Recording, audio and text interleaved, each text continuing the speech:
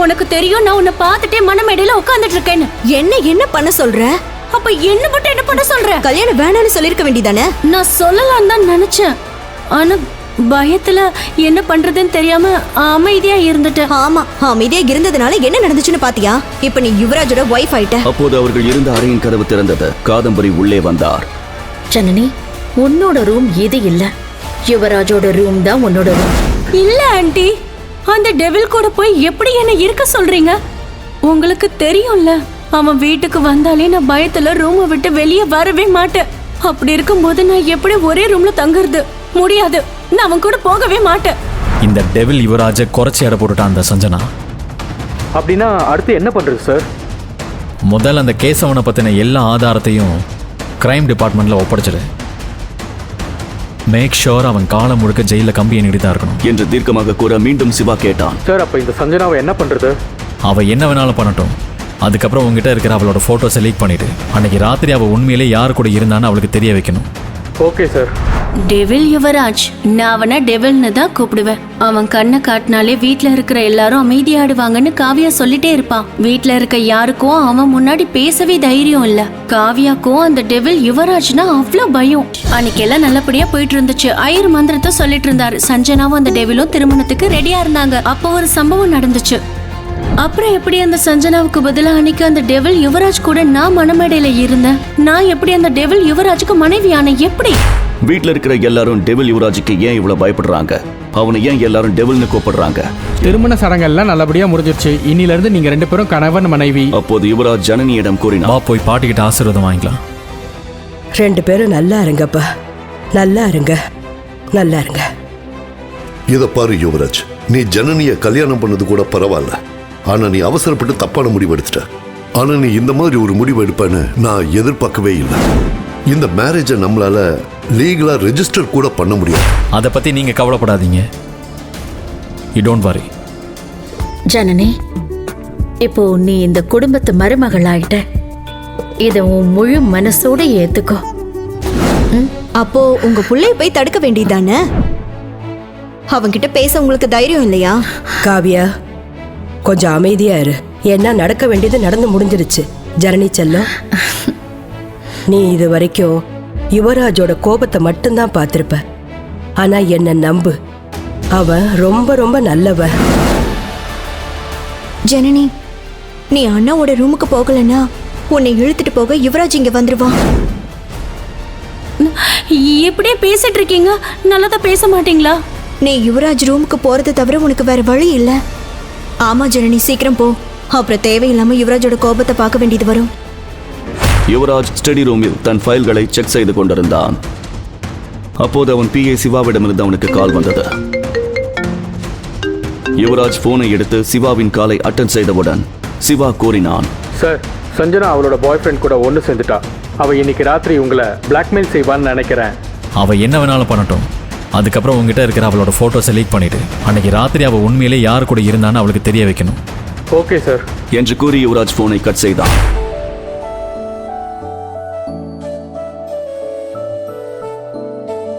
ஓ God, இன்னைக்குன்னு பார்த்து எனக்கு ஏன் தூக்கம் வர மாட்டேங்குது? அந்த டெவில் வரதுக்கு முன்னாடி தூங்கணும்னு நினைச்சேன். இப்படி சொதப்புதே. காவியா, என்ன இப்படி கோத்து விட்டுட்டேடி. Good morning princess. நான் போயிட்டு வரேன். சிறிது நேரத்தில் யுவராஜ் கீழே இறங்கினான். அங்கே யுவராஜின் பாட்டி, அப்பா, சித்தி, காதம்பரி என அனைவரும் ஹாலில் அமர்ந்திருந்தனர். யுவராஜ், 2 நிமிஷம் உட்காரு. டிஃபன் எடுத்து வைக்கிறேன், சாப்பிட்டுட்டே போ. எனக்கு ஒன்றும் தேவையில்லை மிஸ்ஸஸ் காதம்பரி என்று கூறி வேகமாக நடந்தான் யுவராஜ். கொஞ்சம் நில்லு யுவராஜ், இன்னைக்கு எங்க போற? அதற்கு யுவராஜ் கூறினான். ஆஃபீஸ் என்றான் காட்டமாக. யுவராஜ், நேத்து தான் உனக்கு கல்யாணம் முடிஞ்சது. அதுக்குள்ள என்ன ஆபீஸ்? உனக்கு கல்யாண சடங்கு இன்னும் பாக்கி இருக்கு. என்ன சடங்கு? சொன்னா புரிஞ்சுக்கோ கண்ணா, இன்னும் நிறைய சடங்கு இருக்கு. ஜனனியை எல்லாருக்கும் அறிமுகப்படுத்தணும். ஜனனியை யாருக்கும் தெரியக்கூடாது. ஜனனியை பத்தி யாருக்கும் எதுவும் தெரியக்கூடாது. அது அவங்களுக்கு சேஃப் கிடையாது என்று யுவராஜ் கூறியதின் அர்த்தத்தை புரிந்து கொண்டார் அசோக் ராஜ். எல்லாம் சரி, என்னோட ஆசை மருமக பொண்ணு எங்க? இன்னும் காணோம். அவ இந்நேரம் நல்லா இழுத்து போத்திட்டு கோரட்டை விட்டுட்டு நிம்மதியா தூங்கிட்டு இருப்பா. ஆமா, என்ன சொன்னீங்க? கிச்சன் சம்பிரதாயமா? ஜனனி எல்லாருக்கும் சூப்பரா சுடு தண்ணி வச்சு தருவா. காவ்யா ஜனனியை பற்றி சொல்வதை கேட்டுவிட்டு யுவராஜ் மறுபடியும் மாடிக்கே சென்றான். ஜனனி கெடாப் விடிஞ்சிருச்சு. இன்னும் கொஞ்ச நேரம் என்று கூறியும் எழாததால் யுவராஜ் ஜனனியின் போர்வையை அகற்றினான். இதனால் ஜனனி கோபத்துடன் எழுந்து கண்களை தேய்த்துக் கொண்டே என்னோட கூறினாள். பெட்ஷீட்டை இழுக்கிற அளவுக்கு எவ்வளவு தைரியம் உனக்கு? ஆனால் யுவராஜை பார்த்தவுடன் அவள் அமைதியாகிவிட்டாள். இப்போ என்ன சொன்ன? சாரி, நீங்கன்னு தெரியாம சொல்லிட்டேன். ம் ஓகே. நான் கெட் ரெடி, கீழே எல்லாரும் உனக்காக வெயிட் பண்றாங்க. இப்போ எங்க போற? நான் காவியாவோட ரூமுக்கு போய் ரெடி ஆயிட்டு வந்துடுறேன். என் ட்ரெஸ் எல்லாம் அங்கதான் இருக்கு. யுவராஜ் மேலும் எதுவும் பேசுவதற்குள் சார், அம்மா இதை ஜனனி மேடம் கிட்ட கொடுத்துட்டு வரும்போது இந்த ட்ரெஸ்ஸை போட்டுட்டு வர சொன்னாங்க. இப்போ உன் ப்ராப்ளம் சால்வ். நான் கெட் ரெடி. இந்த புடவையில நீ தேவதை மாதிரி இருக்க. போய் பாட்டிக்கிட்ட ஆசீர்வாதம் வாங்கிக்கோ. இன்னைக்கு உன் கல்யாணம் முடிஞ்ச முதல் நாள் இல்லையா, அதனால எல்லாருக்கும் உன் கையால அல்வா செஞ்சு கொடு. இவ எப்படி ஹல்வா செய்வா பாருங்க. சரி, ஏதாவது ரெசிபி பார்த்து ஹல்வாவை செய். ஹல்வாவா? நான் எப்படி செய்ய போறேன்னு தெரியலையே. எனக்கு ஒழுங்கா கேஸ் ஆன் பண்ணவே தெரியாது. நல்லா மாட்டிக்கிட்ட. ஹல்வா ரவையிலையா செய்வாங்க? இப்ப என்னடி பண்ண போற?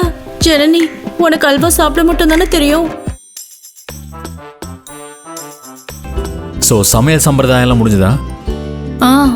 முடிஞ்சது. பாட்டி உங்ககிட்ட அல்வா கொடுத்துட்டு வர சொன்னாங்க. அப்போ அங்கேயே நின்றுகிட்டு இருக்க, இங்கே வந்து கொடு.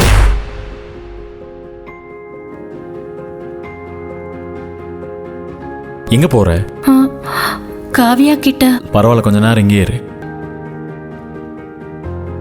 அந்த அல்வாவை வாயில் வைத்தவுடனேயே ஏதோ சர்க்கரை பாகினை வாயில் வைத்தது போல உணர்ந்தான் யுவராஜ். இத நீதான் செஞ்சியா? நீ சாப்பிட்டு பாத்தியா? ஏன் நல்லா இல்லையா? நீயே சாப்பிட்டு பாரு. இந்தா. இவ்ளோ இனிப்பாவா இருக்கு?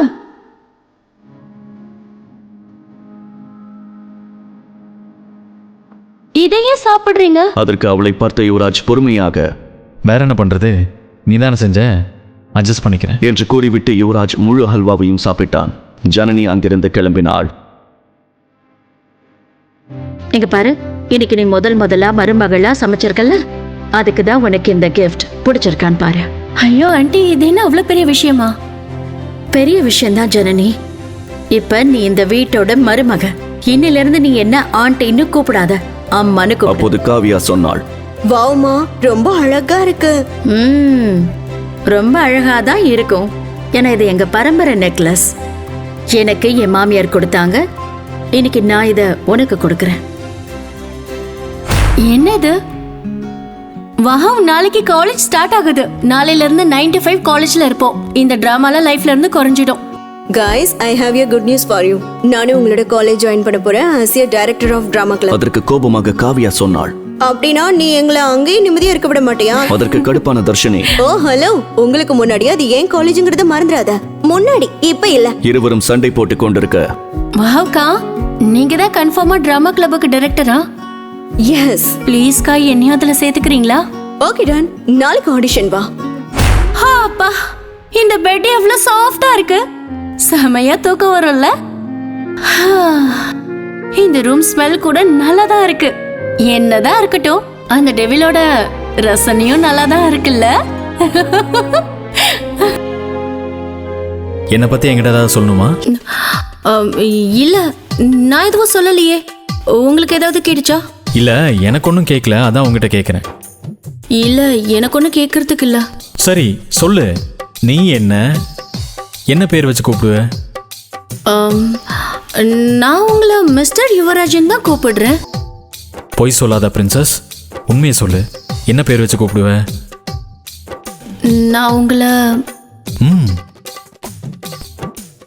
டெவில். டெவிலா? அப்படி நான் உங்களை என்ன கஷ்டப்படுத்துறேன் டெவில்னு கூப்பிடுற அளவுக்கு? நாள் முழுக்க காஞ்சரிங் பேய் மாதிரி மூஞ்ச உருன்னு வச்சுக்கிட்டு சுத்த வேண்டியது. மத்தவங்கள கடுப்பாவாங்கல்ல, பச்சை குழந்தை மாதிரி கேக்குறத பாரு. சொல்லு, என்ன அதுக்கு கல்யாணம் பண்ணீங்க? ஒன்னொன்னும் கல்யாணம் பண்றதுக்காக கிட்னாப் பண்ணிட்டு போலியே.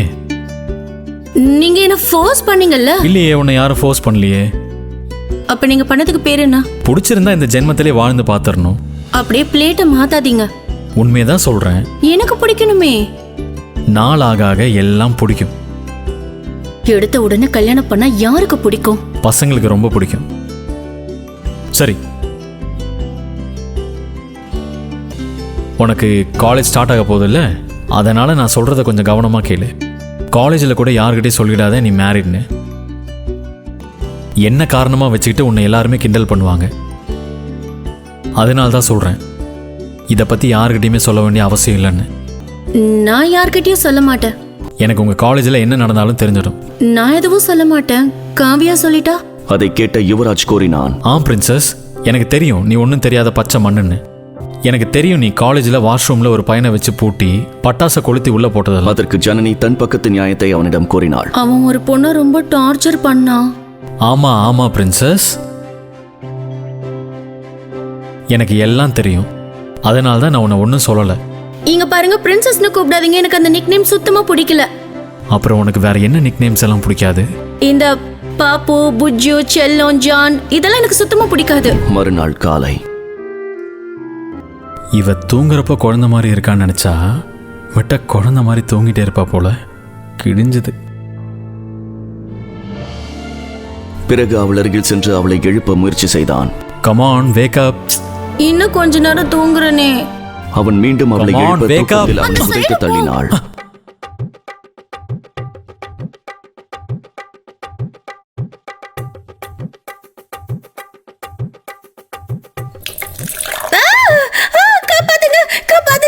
அதை கேட்டு யுவராஜ் ஜனனியிடம் கூறினார். Good morning. இப்படி நடு ராத்திரியில எந்த மனுஷனாவது எந்திரிப்பானா? நாளையிலிருந்து சீக்கிரமா எழுந்திருச்சிரு. அப்படி இல்லைன்னா தூக்கிட்டு போய் டைரக்டா பாத் டப்ல போட்டுருவேன். Got it? இன்னும் கொஞ்ச நேரம் தூங்குறனே.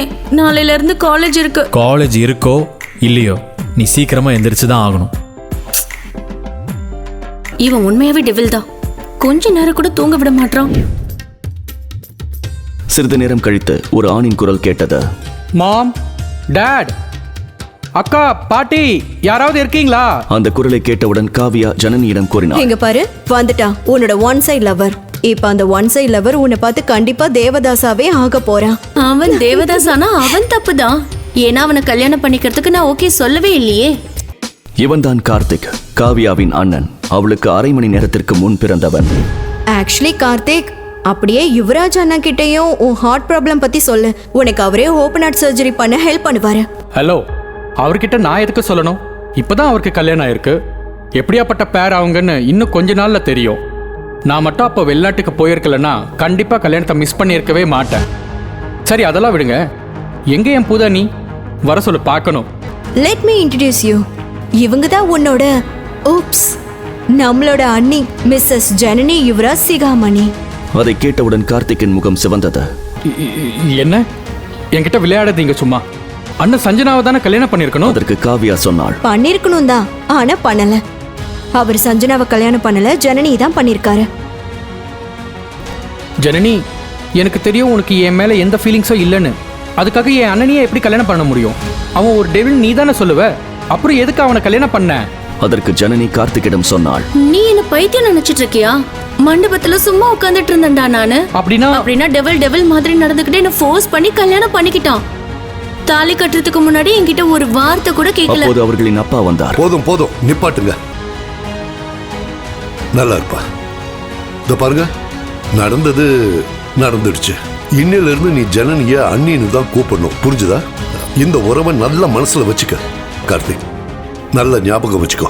ஓ அண்ணன் யுவராஜ பத்தி உனக்கே நல்லா தெரியும்ல. பிறகு அவர் காவியா மற்றும் ஜனனியை பார்த்து கூறினார். அப்புறம் நீங்க உங்களுக்கு நாளையில இருந்து காலேஜ் ஆரம்பிக்கிறதுல கொஞ்சம் படிப்புலையும் கவனம் செலுத்துங்க. முக்கியமா நீ காவியா. பாரு, நான் சொன்னேன்ல இவன் சீக்கிரமாவே ஹார்ட் பிரேக் ஆகி தேவதாஸ் ஆயிடுவான்னு. அதெல்லாம் ஒண்ணும் இல்லப்பா. கொஞ்சம் கொஞ்சமா எல்லாம் சரியாயிடும். இப்போ அப்படிதான் இருக்கும். அது ஓகே. தர்ஷினி எங்க? நான் வந்து இவ்வளவு நேரம் ஆகி அவளை பார்க்கவே இல்ல. அதற்கு காவியா கூறினாள். மேபி இன்னும் தூங்கிட்டு இருப்பாங்கன்னு நினைக்கிறேன். நேத்து நைட்டு லேட்டா தான் வந்தாங்க. அப்புறம் கொஞ்சம் கோபமா வேற இருந்தாங்க. நீ அவங்க கிட்ட என்ன ஆச்சுன்னு கேட்கவே இல்லையா? இல்ல, வந்தாங்க. வந்த உடனே ரூம்குள்ள போனாங்க. கதவை உள்ள தாழ் போட்டுக்கிட்டாங்க. கார்த்திக் சொன்னான். Nothing to worry about. அவ ஃப்ரெண்ட்ஸோட ஏதாவது சண்டை போட்டிருப்பா இல்லை ஆர்கியூ பண்ணியிருப்பா. Just chill guys, take it easy.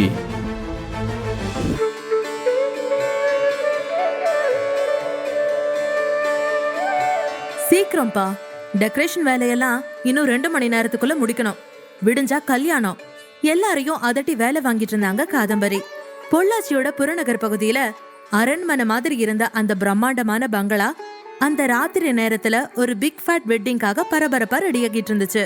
வீட்டு வேலைக்காரங்க எல்லாரும் அந்த பங்களா முழுக்க ஒவ்வொரு இடத்தையும் பார்த்து பார்த்து டெக்கரேஷன் பண்ணிட்டு இருந்தாங்க.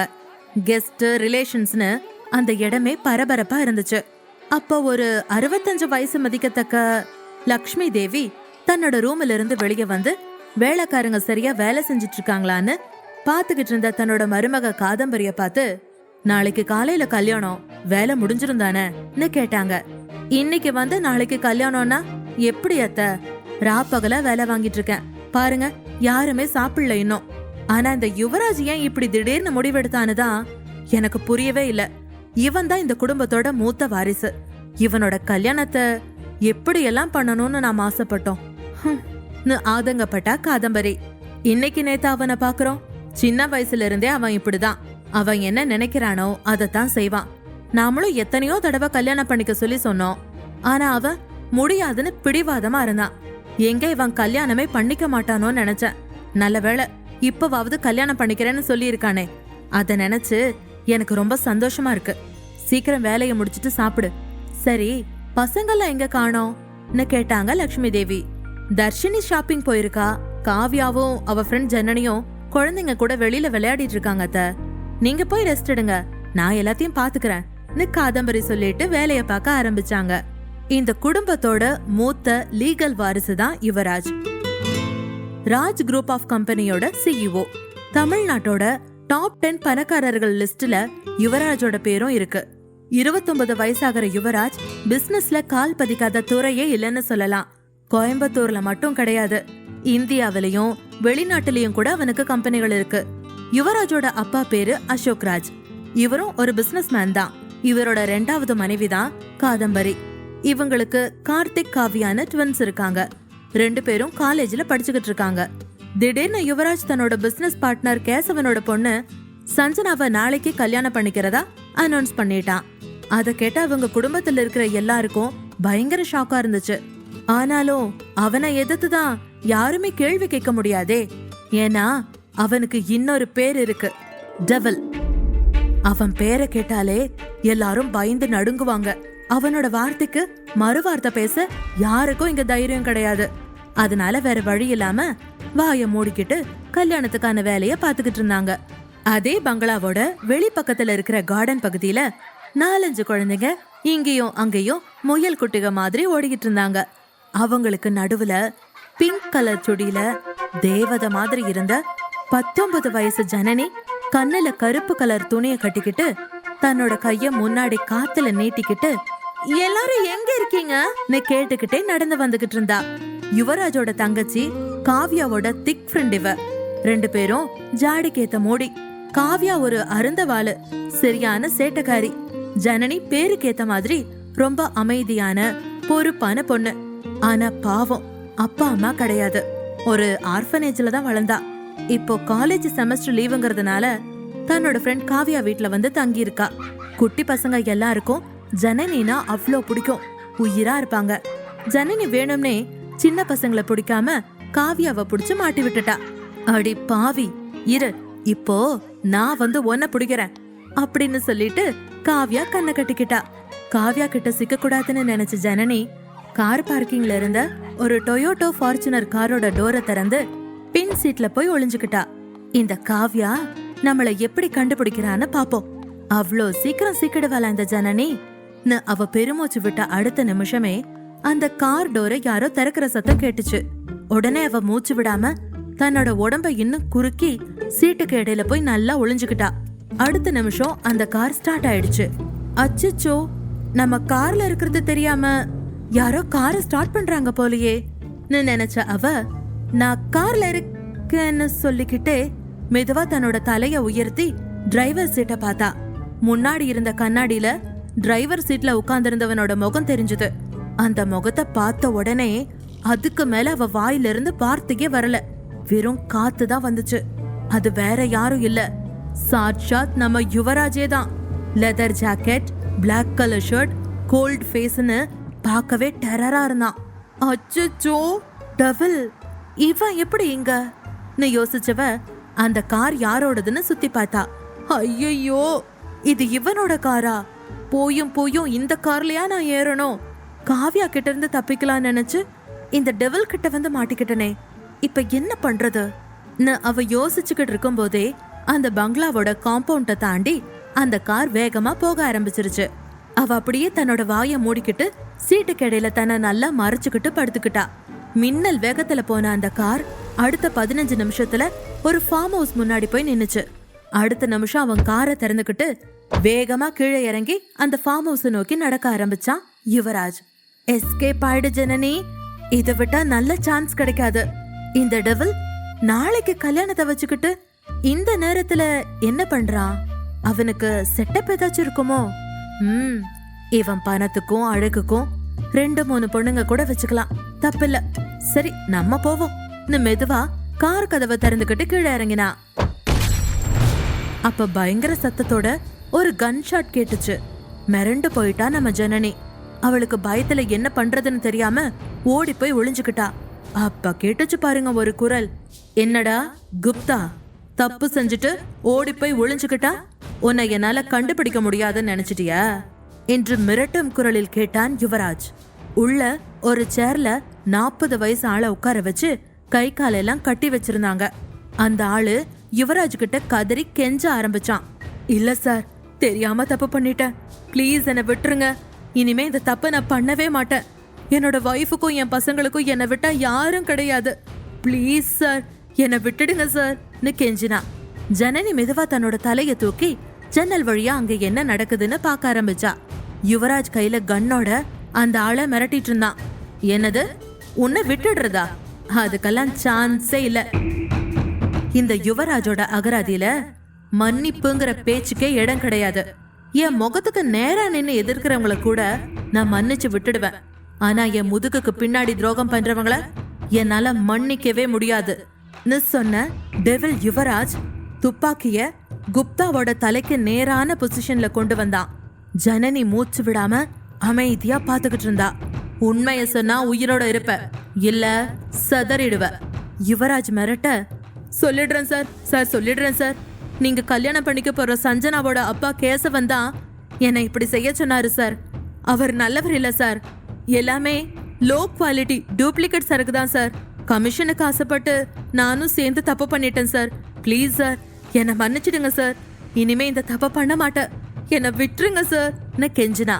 2 பேரும் சேர்ந்து என்கிட்டயே டபுள் கேம் ஆடிட்டு இருக்கீங்களா? நீ உயிரோட இருக்கிறத விட நீ இல்லாம இருந்தாதான் உன் குழந்தைங்க ரொம்ப நல்லா வளருவாங்க. இல்லைன்னா உன்ன மாதிரி ஒரு துரோகியாதான் அவங்களும் வளருவாங்க. இனி இந்த உலகத்துல இருக்க உனக்கு எந்த தகுதியும் கிடையாது. அவன் சொல்லிக்கிட்டு இருக்கும் போதே டமால்னு சத்தம் கேட்டுச்சு. அடுத்த நிமிஷம் குப்தாவோட நெத்தியிலிருந்து குபு குபுன்னு ரத்தம் பொங்கி வெளியில வர ஆரம்பிச்சது. அந்த ரத்தத்தை பார்த்த ஜனனிக்கு அவளோட இதயம் வெளியே குதிச்சு ஓடுற அளவுக்கு வேகமா துடிக்க ஆரம்பிச்சது. அதிர்ச்சியில் அவளுக்கு தலை சுத்த அப்படியே ஜன்னலுக்கு வெளியில மயங்கி விழுந்துட்டா. குண்டடிப்பட்ட குப்தா பொத்துன்னு கீழே விழுந்து உயிரை விட்டான். ஆனா யுவராஜ் அவன் கன்னோட ட்ரிகரை அழுத்தவே இல்ல. அப்போ சுட்டது யாரு?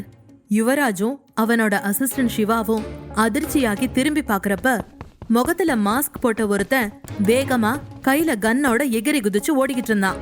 சிவா அவனை பிடிக்க ஓட ஆரம்பிச்சான். 5 நிமிஷம் கழிச்சு திரும்பி வந்தவன் மூச்சு வாங்கிட்டே, சாரி பாஸ், சுட்டவன் எஸ்கேப் ஆகிட்டான் சொல்ல, ஓகே, பாடியை டிஸ்போஸ் பண்ணிடு, எந்த எவிடன்ஸும் இருக்கக்கூடாது. அந்த ஷூட்டர் இன்னும் 1 மணி நேரத்துல என் முன்னாடி நிக்கணும், அண்டர்ஸ்டாண்ட்? சிவாவை பார்த்து டான் போல சொன்னா யுவராஜ். எஸ் பாஸ் சொன்ன சிவா குப்தாவோட பாடிய ஒரு பிளாஸ்டிக் கவர்ல கட்ட ஆரம்பிச்சான். கொஞ்ச நேரம் கழிச்சு கண் முழிச்சு பார்த்த ஜனனிக்கு பயத்துல திரும்பவும் வேத்து கொட்ட ஆரம்பிச்சிருச்சு. மெல்ல எந்திரிச்சு ஜன்னல் வழியா அந்த ரூமை பார்த்தா. அங்க யாருமே இல்ல. ஆனா தரையிலையும் சுவத்திலையும் ரத்தக்கரை மட்டும் செதறி இருந்துச்சு. அட பாவி, இவன் கேரக்டர் தான் டெவில்னு நினைச்சேன். ஆனா இப்படி கொலை பண்ற அளவுக்கு கொடூரமானவனா இருப்பான்னு நான் நினைச்சே பார்க்கலையே. கொஞ்சம் கூட ஈவு இறக்கமே இல்லாம இப்படி ஒருத்தரை கொலை பண்ணியிருக்கானே. யார் இந்த செத்து போன ஆளு? எதுக்காக இவனை இங்க கூட்டிட்டு வந்து கட்டி போட்டு கொலை பண்ணியிருக்கான் இந்த டெவில்? நமக்கு எதுக்கு இந்த டீட்டெயில் எல்லாம்? எப்படியாவது எஸ்கேப் ஆயிடுவோம். வேகமா அங்கிருந்து ஓட ஆரம்பிச்சவ எப்படியோ வீடு வந்து சேர்ந்தா. நேரா காவ்யா ரூமுக்கு போனவ, காவ்யா இங்க வாடி, இன்னைக்கு என்னாச்சு தெரியுமா அப்படின்னு சொல்றதுக்குள்ள, நீ எங்கடி போன? நான் உன்னை 1 மணி நேரமா தேடிட்டு இருக்கேன். எங்க ஒளிஞ்சிட்டு இருந்த? சரி வா, ஷாப்பிங் போகணும், டைம் ஆயிடுச்சு அப்படின்னு புரியாம பேசிட்டு இருந்தா காவ்யா. ஐயோ, நான் ஒன்னு சொல்ல வந்தா கேளுடி. உங்க அண்ணன் அந்த டெவில் என்று வாயெடுக்க கரெக்டா அந்த ரூமுக்குள்ள வந்தாங்க காவ்யாவோட பாட்டி. இப்போ ஒன்னும் நீங்க ஷாப்பிங் போக வேணாம், உங்களுக்கு தேவையான ட்ரெஸ்ஸை நான் ஏற்கனவே தர்ஷினியை விட்டு வாங்கிட்டு வர சொல்லிட்டேன்னு பாட்டி சொன்னாங்க. பாட்டிய பார்த்த உடனே, ஐயோ இவங்க வேற வந்துட்டாங்க, இப்போ எப்படி காவ்யா கிட்ட சொல்றது உங்க அண்ணன் ஒரு கொலைக்காரன்னு? வேணா ஜனனி, கம்மன் இரு, இதெல்லாம் பெரிய இடத்து சமாச்சாரம். பேசாம லீவுக்கு ஃப்ரெண்டு வீட்டுக்கு வந்தோமா, ஃபன் பண்ணணுமான்னு கிளம்பி போயிட்டே இருப்போம். அவளுக்குள்ள கேட்ட மைண்ட் வாய்ஸ் அவளை அப்படியே ஆஃப் பண்ணிடுச்சு. எஸ்கேப் ஆயிடு ஜனனி அப்படின்னு நகர்ந்து போக ஆரம்பிச்சா. பாட்டி உடனே, எங்க போற ஜனனி, கொஞ்சம் நில்லு. இந்த வீட்டுல நீயும் எனக்கு ஒரு பேத்தி தான், கல்யாணம் ஆதவுமா எங்க ஓடுற? இங்க இரு கைய பிடிச்சுக்கிட்டாங்க. ஜனனி ஏதோ சொல்ல வந்து அப்படியே சைலண்ட் ஆகிட்டா. காவ்யாவுக்கு மனசு முழுக்க நாளைக்கு போட போற ட்ரெஸ் மேலேயே இருந்துச்சு. என்ன, அவளை விட்டு எடுக்க சொன்னீங்களா? அவ என்னோட டேஸ்டுக்கு ஏத்த மாதிரி எடுத்திருக்க மாட்டாளே.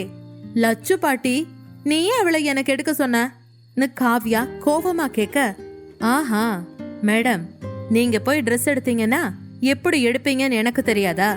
கல்யாணத்துல அரை ட்ரௌசரோட வந்து நிப்ப, நாளைக்காவது ஒரு பொண்ணா அடக்க ஒடுக்கமா இருன்னு சொல்லி தர்ஷினிய பாட்டி கூப்பிட்டாங்க. ஏண்டி, உங்க அண்ணன் அங்க ஒருத்தனை கொன்னுட்டு இருக்கான், இங்க நீ என்ன ட்ரெஸ் போட போறோன்னு சண்டை போட்டுட்டு இருக்க. ஊர்ல இருக்கிற எல்லாருக்கும் ஒரு பிரச்சனைனா இவளுக்கு வேற பிரச்சனை. ஆண்டவா, அந்த டெவில் வீட்டுக்கு வர்றதுக்குள்ள கிளம்பிடணும், அது மட்டும் தான் ஜனனி மனசுல ஓடிட்டு இருந்துச்சு. தர்ஷினி 2 பேக் எடுத்துட்டு வந்தா. ஒரு பேக காவ்யா கையில கொடுத்துட்டு, காவ்யா இது உன்னோட ட்ரெஸ், இன்னைக்கு நீ இந்த ட்ரெஸ் தான் போட்டாகணும்னு சொன்னா. அத வாங்கி பிரிச்சு பார்த்த காவ்யா ஷாக் ஆகி, ஐய லெஹங்காவா, சான்ஸ்லெஸ், என்னால இதெல்லாம் போடவே முடியாது, ஃபுல்லா முடிக்கிட்டு எவ்வளவு நேரம் என்ன நிக்க சொல்றீங்க, என்னால எல்லாம் முடியாது. லச்சு என்ன இதெல்லாம் சொல்ல, பாட்டி காவ்யாவோட காதை புடிச்சு திருக்கி, நாளைக்கு நீ இந்த ட்ரெஸ் தான் போட்டுக்கணும், போட முடியாதுன்னு சொன்ன அப்புறம் உன் அண்ணனை கூப்பிடுவேன், என்ன கூப்பிடவா கேட்க, ஐயோ போதும் லட்சு போதும், இதுக்கெல்லாம் யாராவது அண்ணனை கூப்பிடுவாங்களா? அண்ணனா அவன் சுரன். உனக்கு என்ன, இன்னைக்கு நான் இந்த ட்ரெஸ் போட்டுக்கணும் அவ்வளவுதானே, போட்டுக்கிறேன், போட்டு தொலைகிறேன்னு சொல்லிட்டு மூஞ்ச 7 முழத்துக்கு வச்சுக்கிட்டு வாங்கிக்கிட்டா. பாட்டி சிரிச்சுக்கிட்டே தர்ஷினி கிட்ட இருந்து ஜனனிக்கான ட்ரெஸ்ஸை வாங்கி கொடுத்தாங்க. ஐயோ பாட்டி, எனக்கு ட்ரெஸ் எல்லாம் வேணாம், என்கிட்ட இருக்கிற ட்ரெஸ்ல இருந்து நான் ஏதாவது ஒன்ன போட்டுக்கிறேன் பாட்டின்னு ஜனனி சொன்னா. இல்ல ஜனனி, உனக்காக ஆசையா வாங்கியிருக்கோம், இந்த ட்ரெஸ்ஸை தான் இன்னைக்கு நீ போட்டுக்கணும்னு பாட்டி சொல்லவும் தயங்கிக்கிட்டே இருந்த ஜனனி தர்ஷினியும் பாட்டியும் வற்புறுத்தி சொன்னதுக்கு அப்புறம் ட்ரெஸ்ஸை வாங்கிக்கிட்டா. அந்த பிங்க் கலர் லெஹங்கா ரொம்ப அழகா இருந்துச்சு. காவ்யா ட்ரெஸ்ஸை வாங்கிட்டு கோவமா தன்னோட ரூமுக்கு போனா. காவ்யா, நாளைக்கு எனக்கு ஒரு முக்கியமான வேலை இருக்கு, நான் போயிட்டு கல்யாணத்துக்கு வந்துடுறேன் அப்படின்னு அவசரமா சொல்லிட்டு வேகமா நடக்க ஆரம்பிச்சா ஜனனி. ஆக்சுவலா ஓடிட்டு இருந்தா. இந்த வீட்டை விட்டு போகணும்டா சாமின்னு போன் பாத்துக்கிட்டே எதிரில யாரு வர்றாங்கங்கறத கவனிக்காம விறுவிறுன்னு போனவ குறுக்க யாரோ டக்குன்னு வர டம்முன்னு அவங்க மேல மோதினா. எங்க கீழே விழுந்துருவோமோன்னு நினைச்சு அவ கண்ணை இறுக்கி மூட, அவ விழறதுக்குள்ள சரியா அவளை பிடிச்சாங்க. அவ மேல மோதின ஆள் செம்ம ஸ்ட்ராங்கா இருந்துச்சு. அவ இடுப்பு பிடிச்சிருந்த கை, அப்பாடா நாம கீழே விழல, நம்மள யாரோ பிடிச்சிட்டாங்க. கடவுள் நல்லவங்களையும் இந்த உலகத்துல வச்சிருக்காரு, நமக்கு ஒண்ணுன்னா பாத்துட்டு சும்மா இருப்பாரா நினைச்சு பொறுமையா கண்ணை திறந்த ஜனனி தேங்க்ஸ் சொல்லிக்கிட்டே தனக்கு முன்னாடி இருந்த ஆணோட முகத்தை ஒரு செகண்ட் நல்லா உத்து பார்த்தா. பார்த்ததும் அப்படியே ஷாக் ஆயிட்டா. ஆத்தாடி டெவலு, ஐயோ கடவுளே, ஏஞ்சல் அனுப்ப சொன்னா போயும் போயும் இந்த டெவல் அனுப்பி வச்சிருக்க. அடியே ஜனனி, எப்படிடி ஆப்ப தேடி கரெக்டா போய் உட்கார்ற? சரி, சைதான் கையில கச்சிதமா லாக் ஆயிட்டோம். இனி கடவுளே நீ தான் என்ன காப்பாத்தணும்பா அவ மனசுக்குள்ள வேண்டிக்க ஆரம்பிச்சா. ஆனா அதுக்கு நேர்மாறா அவளை தாங்கி பிடிச்சிருந்த யுவராஜ் ஜனனியோட அழகுல மெய் மறந்து அவளையே பாத்துக்கிட்டு இருந்தான். அவளோட கண்ணு, சங்கு கழுத்து, அழகான ஜிமிக்கி தோடு, லிப்ஸ்டிக் போடாத பிங்க் கலர் லிப்ஸ்னு இன்ச் பை இன்ச் ரசிக்க ஆரம்பிச்சுட்டான். யுவராஜோட உடம்பு தான் இரும்பு மாதிரி இருக்குமே தவிர மனசு பஞ்சு மூட்டைதான். 6 அடி உயரத்துல 8 பேக் ABSல இருக்கும் அவனோட மசில்ஸ் அவனை ஒரு மான்ஸ்டர் மாதிரி காட்டும். ஆனா உள்ளுக்குள்ள அவன் ஒரு ரொமான்டிக்கான ஆளு. அவன் நல்லவனுக்கு நல்லவன், கெட்டவங்களுக்கு எவன். அவன் ஒரு பார்வை பார்த்தா போதும், எதிரில இருக்கிறவங்கெல்லாம் அவனை எதிர்த்து ஒரு வார்த்தை கூட பேச முடியாது. அந்த அளவுக்கு அது பயங்கர டெரரா இருக்கும். மொத்தத்துல பாகுபலி பிரபாஸ் மாதிரி இருப்பான் இந்த டெவில் யுவராஜ். ஆனா இந்த பாகுபலியோட தேவசேனா, அதாவது இந்த ஸ்டோரியோட அனுஷ்கா நம்ம ஜனனியா இருக்க வாய்ப்பு இருக்கா? போக போக தான் தெரியும். ஜனனிய பார்த்ததும் மேக்னெட் மாதிரி யுவராஜோட கண்ணு அவ மேல ஒட்டிக்கிச்சு. யுவராஜ் ஜனனிய கைத்தாங்கலா பிடிச்சுக்கிட்டு தன்னை மறந்து அவளையே பாத்துக்கிட்டு இருந்தான். அவனோட முகத்தை அவளால நேரா பார்க்கவே முடியல. அவ இதயம் வேகமா துடிச்சுது. பட்டாம்பூச்சியோட ரெக்கைகள் மாதிரி அவ கண்ணிமைகள் படபடான்னு அடிச்சுக்கிச்சு. எங்க சட்டுன்னு கன் எடுத்து நம்மள சுற்றுவானோன்னு ஜனனிக்கு அடி வயித்துல ஜிவ்வுன்னு ஒரு ஃபீலிங் வந்துச்சு. எப்படியோ தைரியத்தை வரவழைச்சுக்கிட்டு, hello devil, sorry sir, please என்ன விடுறீங்களான்னு கேட்டா. ஜனனியோட வாய்ஸ் கேட்டு சுயநினைவுக்கு வந்த யுவராஜ் அவளை சேஃபா நிக்க வச்சுட்டு ஒரு அடி விட்டு விலகி நின்னா. அண்ணா, அவ ஏதோ தெரியாம இடிச்சிட்டான்னு வேகமா காவ்யா வந்து அவளை கூட்டிட்டு போயிட்டா. போகும்போது ஜனனி ஒரு தடவை திரும்பி பார்க்க புலி மாதிரி வெச்ச கண் வாங்காம அவளையே பாத்துக்கிட்டு இருந்தான் யுவராஜ். பயந்து போனவ வேகமா காவ்யாவோட ரூமுக்குள்ள போய் கதவை சாத்திக்கிட்டா. ரூமுக்கு வந்த யுவராஜ் தன்னோட பிஸ்டலை எடுத்து பத்திரமா லாக்கர்ல வச்சு பூட்டினான்.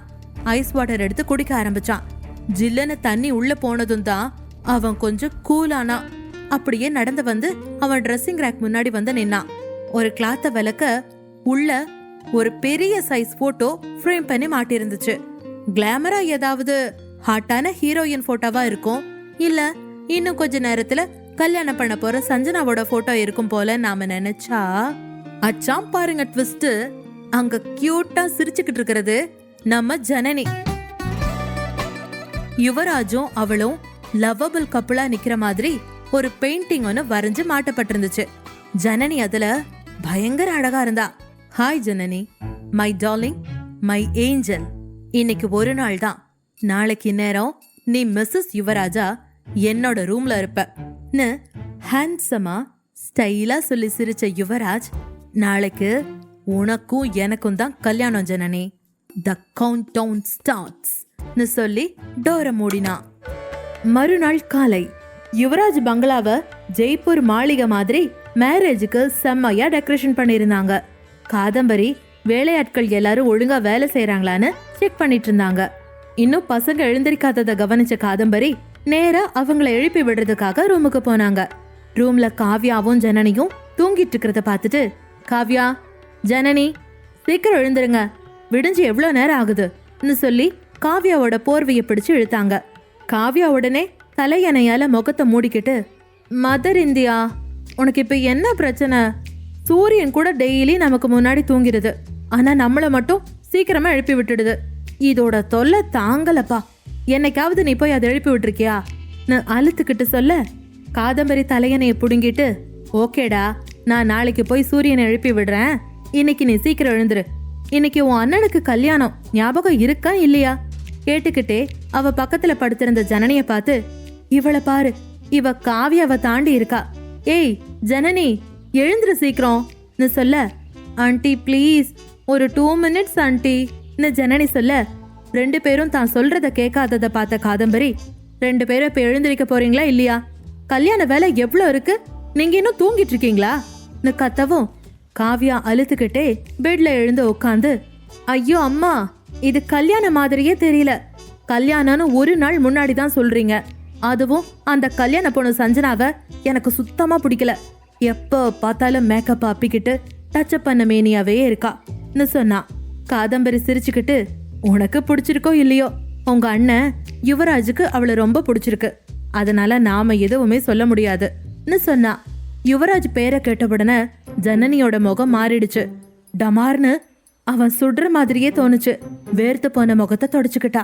அது கவனிச்ச காதம்பரி, என்னம்மா ஜனனி, என்னாச்சு, ஏன் ஒரு மாதிரி இருக்கன்னு கேட்கவும் உடனே சுதாரிச்சுக்கிட்ட ஜனனி, இல்ல இல்ல ஆண்டி, அதெல்லாம் ஒன்றும் இல்லைன்னு சொன்னா. மா, இவளுக்கு நேத்தையில இருந்து என்னமோ ஆயிடுச்சுமா, எதையோ பார்த்து பயந்துட்டான்னு நினைக்கிறேன். இவளுக்கு வேப்பல அடிச்சாதான் சரியாகும் நினைக்கிறேன் காவ்யா கிண்டலா சொன்னா. போடி, எனக்கு ஒன்றும் இல்லை, நீ இங்கதான் வாய் கிழிய பேசுவ. உங்க அண்ணன் கிட்ட போய் பேச சொல்லு, அப்படியே அமைதியா பூனை மாதிரி பமுவன்னு சொல்லிட்டு சிரிக்க ஆரம்பிச்சா. அவ சிரிக்கிறத பார்த்து எரிச்சலான காவ்யா, ஹலோ மேடம், என்ன நான் மட்டும்தான் அண்ணனை பார்த்து பயப்படுறேனா? நீ மட்டும் ரொம்ப ஒழுங்கா? அண்ணன் வீட்டுக்கு வந்திருக்கான்னு தெரிஞ்சா போதும், ரூமை விட்டு வெளியிலயே வரமாட்ட. நீ என்ன கிண்டல் பண்ண வந்துட்டியான்னு சொன்னா. ஆமா, நானும் பயப்படுறேன் தான், ஒத்துக்கிறேன். உங்க அண்ணன் கண்ணை பார்த்தாலே எல்லாரும் அப்படியே பயந்து போய் நின்னுடுறாங்க. அப்பப்பா, அது மனுஷனோட கண்ணு மாதிரியா இருக்கு, பேய் கண்ணு மாதிரி இருக்கு. இவங்க 2 பேரும் இப்படி பேசிட்டு இருந்ததை பார்த்த காதம்பரி இடுப்புல கைய வச்சுக்கிட்டு, 2 பேரும் இன்னைக்கு ஃபுல்லா இப்படியே உட்காந்து பேசிட்டு தான் இருக்க போறீங்களா? டைம் ஆகுது, சீக்கிரம் ஃப்ரெஷ் அப் ஆயிட்டு கீழே வாங்கன்னு சொல்லிட்டு கிளம்பி கீழே போனாங்க. ஜனனி காவ்யா 2 பேரும் ரெடியாக ஆரம்பிச்சாங்க. திடீர்னு கல்யாணம் வச்சதால முக்கியமான விஐபிகளுக்கு மட்டும்தான் இன்ஃபார்ம் பண்ணியிருந்தாங்க. ஒவ்வொருத்தரா வர ஆரம்பிச்சிருந்தாங்க. வீட்ல எல்லாரும் பிஸியா இருந்தாங்க. சஞ்சனாவும் ஒரு ரூம்ல ரெடி ஆயிட்டு இருந்தா. அவளோட ஃப்ரெண்ட்ஸ் எல்லாருமே அவளை சுத்தி உட்காந்து கலாய்ச்சி பேசி சிரிச்சுக்கிட்டு இருந்தாங்க. சஞ்சனாவோட ஃப்ரெண்டு ஷீதல் அவகிட்ட, ஹேய் சஞ்சு, உண்மையாவே நீ ரொம்ப லக்கி கேர்ள்ரி. எத்தனை பொண்ணுங்க மிஸ்ஸஸ் யுவராஜா ஆகணும்னு ட்ரீம்ல இருக்காங்க. ஆனா நீ இந்த காம்படிஷன்ல ஜெயிச்சிட்டியே, எப்படிடி நீ ஏக்கத்தோட கேட்க, சஞ்சனா சிரிச்சுக்கிட்டே திமிரா, ஹேய் ஷீதல், நான் யாருங்கிறத மறந்துட்டியா? I am Sanjana Kesavan. நானும் யுவராஜும் மட்டும்தான் இந்த வேர்ல்டுலயே பெஸ்ட் பேர். அது அந்த யுவராஜுக்கே தெரியும். அதனாலதான் என்ன செலக்ட் பண்ணியிருக்கான்னு சொன்னா. அப்ப அவளோட இன்னொரு ஃப்ரெண்ட் எஸ்டி, ஆனா அந்த யுவராஜ் ரொம்ப டேஞ்சரஸ் கை, அவன் பேரை கேட்டாலே இந்த சிட்டியே நடுங்குதுன்னு சொன்னா. அத கேட்ட சஞ்சனா, ஆமா நீ சொல்றது உண்மைதான், ஆனா அந்த யுவராஜ மயக்க என்னோட இந்த பியூட்டியே போதாதா என்ன? அவன் என்ன ரொம்ப லவ் பண்றான். அதனாலதான் அவன் என்ன கல்யாணம் பண்ணிக்கவே ஓகே சொன்னான். அவனை பார்த்து ஊரே பயந்தாலும் அவன் என் பின்னாடி நாய்க்குட்டி மாதிரி சுத்த போறான். நான் சுத்த வைப்பேன். அதெல்லாம் நீங்க பார்க்கத்தானே போறீங்கன்னு ரொம்ப திமிரா சொன்னா. இங்க காவ்யாவோட ரூம்ல ஜனனி கிளம்பி ரெடியா இருந்தா. ஆனா பாத்ரூமுக்கு ட்ரெஸ் சேஞ்ச் பண்ண போன காவ்யா இன்னும் வெளியில வரல. ஜனனி கதவை தட்டி, ஏய் காவ்யா, இன்னும் என்னடி பண்ணிட்டு இருக்க? சீக்கிரம் வா, மேரேஜுக்கு டைம் ஆயிடுச்சு, நாம கீழே போகணும்னு கூப்பிட்டுக்கிட்டு இருக்கிறப்ப தர்ஷினி ரூமுக்குள்ள வந்தா. ஜனனி பிங்க் கலர்ல லெஹங்கா போட்டிருந்தா. அந்த லெஹங்கா அவளுக்காகவே ஸ்டிச் பண்ணின மாதிரி இருந்துச்சு. ரூமுக்குள்ள வந்தவ ஜனனிய பார்த்து, வாவ் ஜனனி, நீயா இது? என்னால நம்பவே முடியல, பிரின்சஸ் மாதிரி இருக்க. இந்த பிங்க் கலர் லெஹங்கா உனக்கு ரொம்ப ரொம்ப அழகா இருக்குன்னு சொன்னா. தேங்க்ஸ்கா, நீங்களும் செம்ம கியூட்டா இருக்கீங்க. நாம கிளம்பிட்டோம், ஆனா இந்த காவ்யா பாத்ரூமுக்குள்ள போய் 1 ஹவருக்கு மேல ஆக போகுதுக்கா. ஆனா இன்னும் இவ வெளியில வரவே இல்லன்னு சொல்லவும் தர்ஷினி பாத்ரூம் கதவு கிட்ட போய் நின்னு, காவ்யா, ஏய் காவ்யா, சீக்கிரம் வெளியே வாடி. இப்ப நீ உடனே வெளியே வர போறியா இல்ல நான் அண்ணனை கூப்பிடட்டுமா சொன்ன அடுத்த செகண்ட் காவ்யா கதவை திறந்துக்கிட்டு வெளியே வந்து கோவமா, என்ன எப்ப பார்த்தாலும் அண்ணன் பேரை சொல்லி என்ன மிரட்டிட்டு இருக்க? எங்க தைரியம் இருந்தா போய் சொல்லு பாப்போம்னு திமிரா சொன்னா. ஆனா அவ திமிரா பேசுறது இவங்க 2 பேரு காதுலயும் விழல. ஏன்னா 2 பேரும் ஆச்சரியத்துல வாய பிளந்து காவ்யாவையே பாத்துக்கிட்டு இருந்தாங்க. காவ்யா ஃபர்ஸ்ட் டைம் அடக்க ஒடுக்கமா ஒரு பொண்ணு மாதிரி கிரீன் கலர் லெஹங்கா போட்டிருந்தா. காவ்யாவை பார்த்த தர்ஷினி, அப்பாடா, எனக்கு ஒரு வழியா தங்கச்சி கிடைச்சிட்டா. இந்த ராஜ் குடும்பத்துக்கு நான் மட்டும்தான் ஒரே பொண்ணுன்னு நினைச்சேன் சொல்ல ஜனனி கிளிக்குன்னு சிரிச்சிட்டா. அதை கேட்டு டென்ஷன் ஆன காவ்யா 2 கையால லெஹங்காவை தூக்கி பிடிச்சுக்கிட்டு, 2 பேரும் தள்ளி போங்க முதல்ல, இங்க என்ன ஃபேஷன் ஷோவா நடக்குதுன்னு திட்டிக்கிட்டே கண்ணாடி முன்னாடி வந்து நின்னா. ஜனனி அவ இப்படி போறத பார்த்து, நீங்க சொல்றதும் சரிதாங்கா, நானும் ஒரு பாய் ஃப்ரெண்டோட தான் இவ்வளோ நாள் இருந்தேன்னு நினைச்சேன்னு சிரிச்சுக்கிட்டே சொன்னா. அதை கேட்ட தர்ஷினியும் சிரிக்க ஆரம்பிச்சா. அவங்க 2 பேரும் சிரிக்கிறத கண்ணாடி வழியா பார்த்து முறைச்சுக்கிட்டு இருந்தா காவ்யா. அப்ப தர்ஷினி ஜனனி கிட்ட, ஜனனி என்கிட்ட ஒரு பிளான் இருக்குன்னு சொல்ல, என்ன பிளான்கான்னு ஜனனி கேட்டா. ஜனனி காதுல, இந்த ரவுடி பேபிக்கு தான் மேக்கப்பே பிடிக்காதே, நாம இன்னைக்கு அவளுக்கு மேக்கப் போட்டே தீரணும், என்ன ஓகேவான்னு கேட்க, ஜனனி சூப்பர் பிளான்கா, இப்பவே இந்த பிளான எக்ஸிக்யூட் பண்ணிடலாமா கண்ணாலேயே ஜாட காட்ட 2 பேரும் காவியாவை பார்த்தாங்க.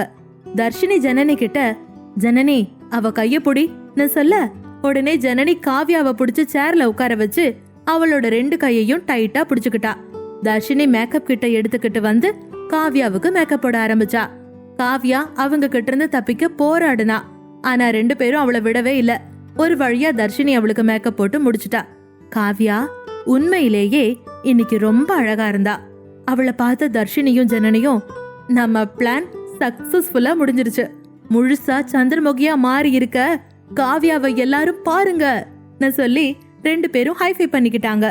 2 பேரும் கிண்டல் பண்றத பார்த்த காவியா, ஏய் உங்க 2 பேருக்கும் என்ன பார்த்தா சந்திரமுகி மாதிரியா தெரியுது, உங்களை நான் சும்மா விட போறதில்ல சொல்லிக்கிட்டே தான் லெஹங்காவை தூக்கி பிடிச்சுக்கிட்டு 2 பேரையும் துரத்த ஆரம்பிச்சா.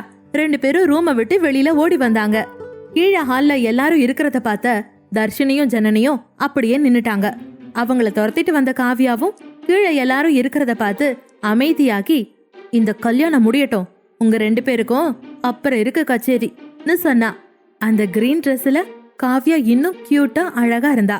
அவளோட முடி இடுப்ப தாண்டி இருந்துச்சு. லூஸ் ஹேர்ல பிரேமம் படத்துல வர சாய் பல்லவி மாதிரி இருந்தா. மேக்கப் போடாமலேயே செம்ம அழகா இருக்கிறவளுக்கு மேக்கப் போட்டா சொல்லவா வேணும்.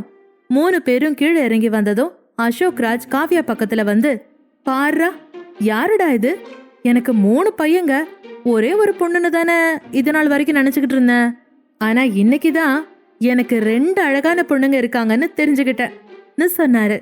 அப்ப காவியா ஏதோ சொல்ல வந்தா.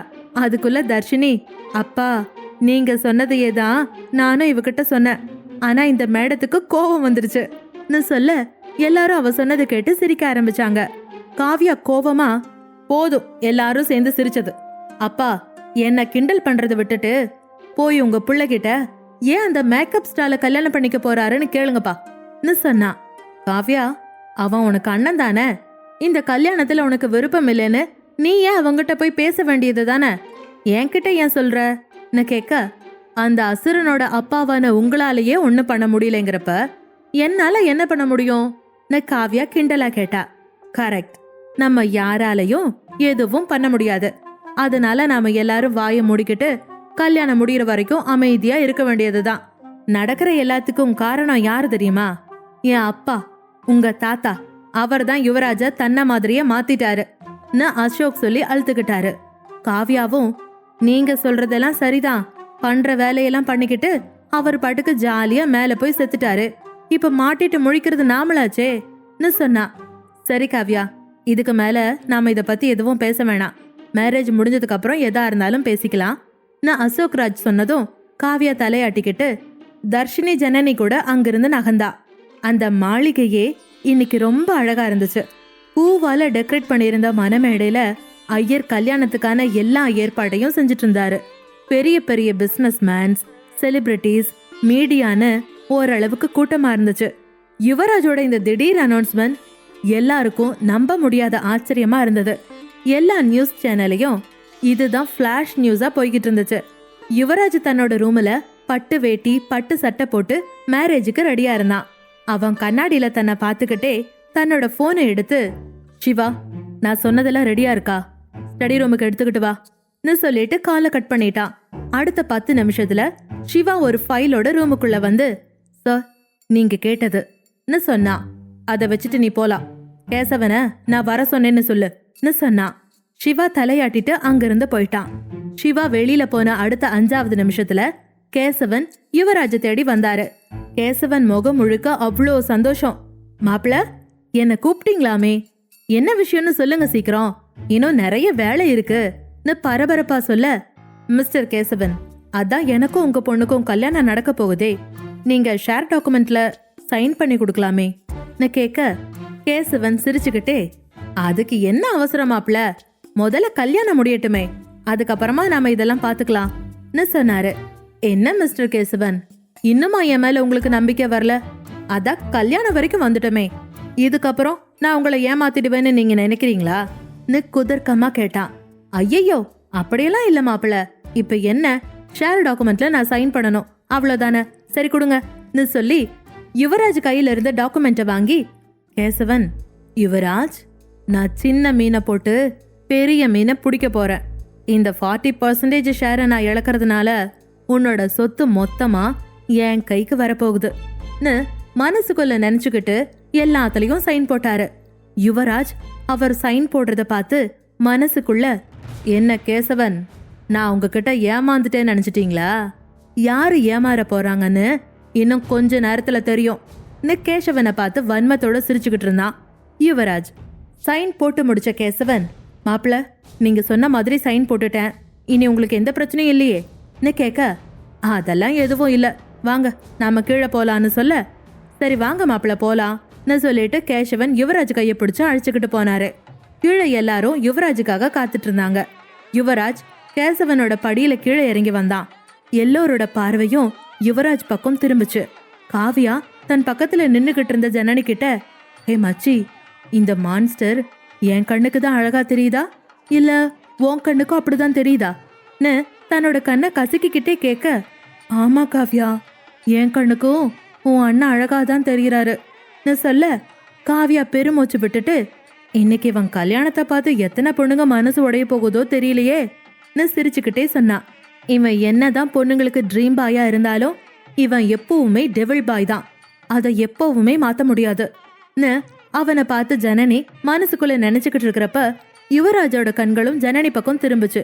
ஐயோ, அவன் ஏண்டி ஒன்ன பாக்குறான், பார்வைய திருப்புன்னு நினைச்ச ஜனனி தான் பக்கத்துல இருந்த தர்ஷினி பக்கம் முகத்தை திருப்பி ஏதோ பேச ஆரம்பிச்சா.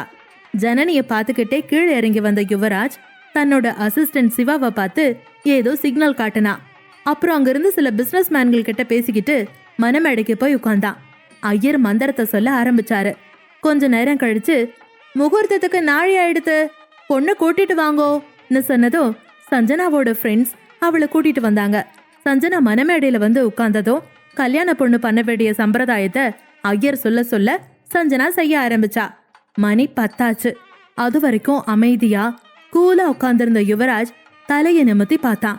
ரஜினி ஸ்டைல்ல விரல்ல ஒரு சொடுக்கு போட்டான். சிவா டெக்னீஷியனுக்கு சிக்னல் கொடுத்தான். அடுத்த செகண்ட் அங்க இருந்த எல்லா டிவிலையும் லைவா ஓடிக்கிட்டு இருந்த இவங்க கல்யாணம் ஸ்டாப் ஆகி வேறொரு வீடியோ ப்ரொஜெக்ட் ஆக ஆரம்பிச்சது. எல்லாரும் ஷாக் ஆகி டிவிய பார்க்க ஆரம்பிச்சாங்க. கொஞ்ச நேரத்திலேயே ஐயர் மந்திரம் சொல்றது நிறுத்த ஒரு குரல் எல்லோரோட கவனத்தையும் திசை திருப்புச்சு. எல்லோரோட கவனமும் பங்களா முழுக்க அங்கங்க அந்த கல்யாணத்தை லைவா டெலிகாஸ்ட் பண்ணிக்கிட்டு இருந்த டிவி பக்கம் திரும்பிச்சு. அந்த டிவில கேசவன் தெரிஞ்சாரு. அவரோட வாய்ஸ் தான் எல்லோரோட கவனத்தையும் திசை திருப்புச்சு. சட்டுன்னு எல்லாரும் அமைதியாகி டிவி ஸ்கிரீனையே பார்க்க ஆரம்பிச்சாங்க. பாவம் இந்த யுவராஜ், என் பவர் என்னன்னு தெரியாம விளையாடிட்டு இருக்கான். என் பொண்ணு அவன் கல்யாணம் பண்றதுதான் அவன் லைஃப்லயே அவன் எடுத்த ராங் டிசிஷன். இனி அவன் தான் எனக்கும் என்னோட பொண்ணுக்கும் ஃபுல் டைம் வேலைக்காரன். இனி ராஜ் குரூப் ஆஃப் கம்பெனின்னு ஒன்னு இருக்கவே இருக்காது. என்னோட காலுக்குள்ளேயே வச்சு நசுக்க போறேன். இனி இந்த கேசவன் தான் one and only business king. தண்ணி அடிச்சபடி தெனாவட்டா பேசிக்கிட்டு இருந்தாரு. அதை பார்த்த சஞ்சனா, கேசவன், யுவராஜ் ஃபேமிலி எல்லாரும் ஷாக் ஆகி பார்த்துட்டு இருந்தாங்க. ராஜ் குரூப் ஆஃப் கம்பெனி நிறைய கவர்மெண்ட் ப்ராஜெக்ட்ஸை எடுத்து பண்ணிட்டு இருந்தாங்க. அதுல பாலம் கட்டுற ஒரு ப்ராஜெக்ட்ல கேசவன் நிறைய ஃப்ராட் பண்ணியிருக்கிறது தெரிய வந்துச்சு. குவாலிட்டி கம்மியா இருக்கிற பொருட்களை வச்சு பாலம் கட்டி அதுல இருந்து அவன் நிறைய லாபம் சம்பாரிச்சிருந்தான். ஆனா அந்த பாலத்துல போன ஒரு ஸ்கூல் பஸ் கீழே விழுந்து 20க்கும் மேல குழந்தைங்க உயிருக்கு போராடிட்டு இருக்காங்க. இதுக்கான எவிடன்ஸ் எல்லாத்தையும் கலெக்ட் பண்ணின யுவராஜ் அதை எல்லார் முன்னாடியும் இப்ப அம்பலப்படுத்தினான். இதையெல்லாம் பார்த்த கேசவன் அதிர்ச்சி அடைஞ்சாரு. இதையெல்லாம் பார்த்த மீடியா அவரை போட்டோ வீடியோ எடுக்க ஆரம்பிச்சாங்க. நடக்கிறது எதுவும் புரியாம எல்லாரும் ரொம்ப குழப்பத்துல இருந்தாங்க. கேசவன் உடனே கோபத்துல, என்ன நடக்குதுங்க, எல்லாத்தையும் ஆஃப் பண்ணுங்கன்னு கத்திக்கிட்டு டிவியை எல்லாம் தள்ளி விடுறதுக்காக போனாரு. அப்ப மனமேடையில இருந்து எழுந்த யுவராஜ் தன்னோட கழுத்துல இருந்த மாலைய கழட்டி தூக்கி போட்டுட்டு கேசவன் கிட்ட வந்து, என்ன மிஸ்டர் கேசவன், உங்களுக்கு இந்த சர்ப்ரைஸ் பிடிச்சிருக்கா? உங்க மகளை நான் கல்யாணம் பண்ணிக்க எனக்கு 2 நாள் டைம் கொடுத்தீங்க. அந்த 2 நாள்ல உங்களை எப்படி கவுக்கலான்னு நான் பிளான் பண்ணி ஒர்க் அவுட் பண்ணிட்டேன். வசமா சிக்கிட்டீங்க. இப்போ உங்களை கம்பி என்ன வைக்க போறேன். என்ன ஜெயிலுக்கு போக ரெடியான்னு கேட்டுட்டு அங்க இருக்கிற எல்லாரையும் பார்த்து, இந்த யுவராஜுக்கு துரோகம் பண்ணினா என்ன நடக்கும்னு உங்க எல்லாருக்கும் இப்ப தெரிஞ்சிருக்கும்னு சொல்லிட்டு திரும்ப கேசவனை பார்த்து, எனக்கு துரோகம் பண்ணினது மட்டும் இல்லாம மக்களுக்கும் சேர்த்து துரோகம் பண்ண பார்த்தல்ல, அதுக்கான தண்டனைய நீ அனுபவிச்சுதான் ஆகணும். என்கிட்ட மோதுனா என்ன நடக்கும்னு எல்லாருக்கும் தெரிய வைக்கிறதுக்கும் உன்னோட உண்மையான முகம் என்னங்கிறத எல்லாருக்கும் காட்டுறதுக்கும் தான் இந்த மேரேஜை நான் யூஸ் பண்ணிக்கிட்டேன். நீ இந்த ஒரு தப்பு மட்டும் இல்ல, இன்னும் நிறைய தப்பு பண்ணியிருக்கேன்னு எனக்கு தெரியும். அது எல்லாத்துக்குமான ஆதாரமும் போலீஸ் கிட்ட இருக்குன்னு சொல்லிட்டு சிவா பக்கம் திரும்பி, சிவா அவங்கள வர சொல்லுன்னு சொன்னா. அடுத்த 5 நிமிஷத்துல ஒரு போலீஸ் டீம் உள்ள வந்துச்சு. கூடவே குப்தாவை சுட்டவனும் கையில வெலங்கோட வந்தான். இவர் தான் எனக்கு பணம் கொடுத்து குப்தாவை கொலை பண்ண சொன்னாருன்னு அப்ரூவர் ஆகி அவரை காட்டி கொடுத்தான். கேசவன் ஓட போனாரு. உடனே சிவா அவரை பிடிச்சு, என்ன தப்பிச்சு ஓடலான்னு பாக்குறியா? இனி உன்னால யாருக்கிட்ட இருந்தும் தப்பிக்க முடியாது சார், இவரை இழுத்துட்டு போங்கன்னு கேசவனை போலீஸ் பக்கம் தள்ளிவிட்டான். கேசவன் யுவராஜை முறைச்சுக்கிட்டே போலீஸ் கூட போனாரு. கேசவனோட உண்மையான முகத்தை எல்லார் முன்னாடியும் அம்பலப்படுத்ததான் இந்த கல்யாண நாடகமேன்னு இப்போ அங்க இருக்கிற எல்லாருக்குமே புரிஞ்சுது. இதையெல்லாம் பார்த்த அதிர்ச்சியில இருந்த ஜனனி காவ்யா கிட்ட, மச்சி இங்க என்னடி நடக்குது? ஏதோ விஜய் படம் பார்த்த மாதிரி இருக்குடின்னு சொன்னா. காவ்யாவும், ஆமா மச்சி எனக்கும் அப்படிதான் இருக்கு. அண்ணன் எப்போ என்ன பண்ணுவான்னு யாருக்கும் தெரியாது. அவனை புரிஞ்சுக்கிறதும் ரொம்ப ரொம்ப கஷ்டம்னு சொன்னா. நடந்த பிரச்சனை எல்லாத்தையும் பார்த்த கெஸ்ட் எல்லாரும் கொஞ்ச நேரம் கழிச்சு ஒவ்வொருத்தவங்களா கிளம்ப ஆரம்பிச்சாங்க. மீடியாக்களும் இது சம்பந்தமா சில கேள்விகளை கேட்டு தங்களுக்கு பதில் கிடைச்சதும் ஐயரை தவிர அவங்களும் அங்கிருந்து கிளம்பிட்டாங்க. ஏன்னா ஐயரை யுவராஜ் தான் இருக்க சொல்லி சொன்னா. ஹால்ல வீட்ல உள்ளவங்க அப்புறம் சஞ்சனா மட்டும் இருந்தாங்க. யுவராஜ் ஐயரை போக சொல்லாததை பார்த்த சஞ்சனா கண்டிப்பா யுவராஜ் தன்னை கல்யாணம் பண்ணிப்பான்னு நினைச்சுக்கிட்டு இருந்தா. பாட்டி லக்ஷ்மி தேவி யுவராஜ் கிட்ட, யுவராஜ் என்ன நடக்குதுங்க? நீ அந்த கேசவனை வேற வழியில கூட டீல் பண்ணிருக்கலாம் இல்லையா? எதுக்கு இந்த கல்யாண நாடகம்லாம்? இதெல்லாம் தேவைதானான்னு கேட்டாங்க. ஆமா பாட்டி, கண்டிப்பா இந்த கல்யாண நாடகம் அவசியம்தான். ஏன்னா கேசவன் கிட்ட இருக்கிற ஷேர்ஸ மேரேஜ் அன்னைக்கு தான் என் பேருக்கு எழுதி தருவேன்னு சொன்னாரு யுவராஜ் சொன்னா. எல்லாம் சரிதான் யுவராஜ், ஆனா உனக்கு இன்னும் 2 நாள்ல கல்யாணம் ஆகணும். உனக்கு 29 வயசு முடியறதுக்குள்ள கல்யாணம் ஆகலைன்னா சொத்து முழுக்க அனாத ஆசிரமத்துக்கு போயிடும். அது உனக்கு தெரியும் தானே? இப்ப என்னதான் பண்ண போறன்னு பாட்டி கேட்கவும் யுவராஜ் பாட்டி கிட்ட, பாட்டி நான் எதையும் மறக்கல, எனக்கு எல்லாம் நல்ல ஞாபகம் இருக்கு, நீங்க எதை பத்தியும் கவலைப்பட வேணாம், நான் இன்னைக்கு கல்யாணம் பண்ணிக்க தான் போறேன்னு சொன்னா. யுவராஜ் சொன்னதை கேட்ட அப்பா அசோக் ராஜ், யுவராஜ் சஞ்சனாவை தான் கல்யாணம் பண்ணிக்க போறியான்னு கேட்டாரு. இல்ல, நான் சஞ்சனாவை கல்யாணம் பண்ணிக்க போறதில்ல சத்தமா யுவராஜ் சொன்னா. யுவராஜ் சொன்னதை கேட்ட எல்லாருக்கும் அவன் யார கல்யாணம் பண்ணிக்க போறான்னு ஒரே குழப்பமா இருந்துச்சு. அப்ப சஞ்சனா, என்ன சொல்ற யுவராஜ், நீ என்ன லவ் பண்றதானு கேட்க யுவராஜ் சிரிச்சுக்கிட்டே, உன்னை லவ் பண்றேன்னு நான் சொன்னனான்னு கேட்டான். நீதானே யுவராஜ் என்ன கல்யாணம் பண்ணிக்கிறேன்னு சொன்ன அவ கேட்டா. ஆமா, நான் தான் உன்னை கல்யாணம் பண்ணிக்கிறேன்னு சொன்னேன். ஆனா ஏன் சொன்ன? உன் அப்பா பண்ணின இந்த தில்லுமுள்ளு வேலையெல்லாம் எல்லாரும் முன்னாடியும் வெளியே கொண்டு வரதுக்கு தான் நான் இப்படி பண்ண வேண்டியதா இருந்துச்சுன்னு சொன்னா. சஞ்சனா அழுதுகிட்டே, ஆனா யுவராஜ் இதுல என்னோட தப்பு என்ன இருக்கு? எதுக்காக என்ன கல்யாணம் பண்ணிக்க மாட்டேன்னு சொல்றன்னு கேட்க யுவராஜ் கோவமா, இதுல உன் தப்பு என்ன இருக்குன்னா கேக்குற? என்ன நினைச்சுக்கிட்டு இருக்க நீ? நீ பண்றது எதுவும் எனக்கு தெரியாதுன்னு நினைச்சிட்டியா? நீ ஆல்ரெடி இன்னொருத்தவங்க கூட லிவிங் டுகெதர்ல இருக்கேன்னு எனக்கு தெரியாதான்னு கேட்க அரண்டு போய் நின்னா சஞ்சனா. என்ன உனக்கு ஒரு வீடியோ போடணுமான்னு கேட்டான். அவன் அப்படி கேள்வி கேட்டதும் அப்படியே திரு திருன்னு முழிக்க ஆரம்பிச்சுட்டா சஞ்சனா. இதுக்கு மேல ஒரு நிமிஷம் இங்க நின்ன அப்புறம் நான் என்ன பண்ணுவேன்னு எனக்கே தெரியாது, ஒழுங்கு மரியாதை இங்கிருந்து வெளியே போன்னு கத்துனா. யுவராஜ் உச்சகட்டமா கோவப்படுறத பார்த்த சஞ்சனா இதுக்கு மேல தான் இங்க இருந்தா சரி வராதுன்னு அங்கிருந்து கிளம்பிட்டா. இங்க என்ன நடக்குதுன்னு ஒண்ணுமே புரியாம எல்லாரும் ஒருத்தர் முகத்தை ஒருத்தர் பார்த்து குழம்பி போய் நின்னுகிட்டு இருந்தாங்க. அசோக் ராஜ் திரும்பவும் யுவராஜ் கிட்ட, நீ சஞ்சனாவை கல்யாணம் பண்ணிக்கலனா நீ வேற யாரதான் கல்யாணம் பண்ணிக்க போறன்னு கேட்டாரு. அசோக் ராஜ் சொன்னதை கேட்ட யுவராஜ் ஜனனிய பார்த்தபடியே அவகிட்ட போனா. யுவராஜ் தன்னை நோக்கி வரத பார்த்த ஜனனி பயந்து போய் காவ்யா கிட்ட, ஏய் எதுக்கடி உன் அண்ணன் நம்ம கிட்ட வர்றாரு நான் பயந்துகிட்டே கேட்டா. காவ்யாவும் எனக்கு என்னடி தெரியும், நான் இன்னைக்கு எந்த தப்பும் பண்ணலையே அவ சொல்லிக்கிட்டு இருக்கிறப்போ யுவராஜ் ஜனனி கிட்ட வந்து அவன் கைய நீட்டினா. ஜனனி அதிர்ச்சியாகி பார்க்க எல்லாரும் ஸ்டன் ஆகி நின்னாங்க. யுவராஜ் ஜனனி கைய பிடிச்சு மனமேடைக்கு அழைச்சுக்கிட்டு போனான். நடக்கிறத பார்த்த எல்லாரும் அதிர்ச்சியில உறைஞ்சு போய் நின்னுக்கிட்டு இருந்தாங்க. அதே சமயம் ஜனனியும் ஒன்னும் புரியாம யுவராஜ பார்த்தா. அவளுக்கு இப்ப என்ன பண்றதுன்னே தெரியல. அவங்கிட்ட இருந்து தன்னோட கைய விடுவிக்க ட்ரை பண்ணினா. இத பார்த்த லக்ஷ்மி தேவி, யுவராஜ் நீ என்ன பண்ணிட்டு இருக்க கோவமா கேட்டாங்க. நான் ஜனனிய தான் கல்யாணம் பண்ணிக்க போறேன் எல்லார் காதுலயும் விழுகிற மாதிரி சத்தமா சொன்னான். யுவராஜோட முகத்தை பார்த்து யாராலும் எதுவும் சொல்ல முடியல. காவ்யா மனசுக்குள்ள, என்னது இந்த டெவில் ஜனனிய கல்யாணம் பண்ணிக்க போதா? ஐயோ, என்னோட பெஸ்ட் ஃப்ரெண்ட இந்த பிசாசு கிட்ட இருந்து நான் எப்படி காப்பாத்துவேன்? நான் ஏதாவது பண்ணி உடனே இதை தடுத்தாகணும், இல்லைன்னா அவளோட வாழ்க்கையே போயிடும் நினைச்சுக்கிட்டே யுவராஜ் கிட்ட போக போனா. அதுக்குள்ள பாட்டி லட்சுமி தேவி அவ கைய பிடிச்சு அமைதியா இருன்னு சைகை காட்டினாங்க. வேற வழி இல்லாம காவ்யாவும் அப்படியே நின்னுட்டா. யுவராஜ் ஜனனிய மனமேடைக்கு நடுவுல இருக்கிற யாகத்துக்கிட்ட அழிச்சுக்கிட்டு போய் அவளை உட்கார வச்சுட்டு அங்கிருந்த ஒரு மாலையை எடுத்து அவ கழுத்துல போட்டு விட்டு தானும் ஒரு மாலையை எடுத்து போட்டுக்கிட்டு அவ பக்கத்துல உட்கார்ந்தான். ஐயரை பார்த்து, என்ன திகச்சு போய் உட்காந்துட்டீங்க ஐயரே? மந்திரத்தை சொல்லுங்க, சுதி சுத்தமா இருக்கணும்னு சொன்னா. நடக்கிறதையெல்லாம் பார்த்து அதிர்ச்சியில உறைஞ்சு போன ஜனனி, என்னது நான் இந்த டெவில கல்யாணம் பண்ணிக்கணுமா? இங்க என்ன நடக்குது? நடக்கிறதெல்லாம் கனவா இல்ல நனவா? நீ யோசிச்சுக்கிட்டே தன்னை இந்த டெவில் கிட்ட இருந்து காப்பாத்த யாராவது வரமாட்டாங்களான்னு அங்க இருக்கிறவங்கள சுத்தி முத்தி பார்த்தா. ஆனா யாரும் அவளுக்கு உதவ முன் வர மாதிரி தெரியல. இந்த கல்யாணத்தை யாரும் தடுத்து நிறுத்த மாட்டாங்கன்னு புரிஞ்சுக்கிட்டவ இனி தன்னை தானே தான் காப்பாத்திக்கணும்னு தைரியத்தை வரவழைச்சுக்கிட்டு, ஹலோ மிஸ்டர் யுவராஜ், என்ன பண்ணிட்டு இருக்கீங்க? நீங்க பாட்டுக்கு உங்க இஷ்டத்துக்கு என் கையை பிடிச்சி இழுத்துக்கிட்டு வந்து இப்படி உட்கார வச்சுட்டீங்க. எனக்கு உங்களை கல்யாணம் பண்ணிக்க விருப்பம் இல்லன்னு கேட்டு கோபமா கத்தலான்னு வாயை திறந்து ஹலோ யூன்னு சொல்ல ஆரம்பிச்சா. சாதாரண திரும்பி பார்த்தா அவளை முறைச்சான் யுவராஜ். அவ்வளோதான், அவன் கண்ணை பார்த்த ஜனனிக்கு உடனே அவன் குப்தாவை துப்பாக்கியில சுட்டதுதான் ஞாபகம் வந்துச்சு. உடனே அவ ஸ்விட்ச் ஆஃப் பண்ணின பல்பு மாதிரி ஆஃப் ஆயிட்டா.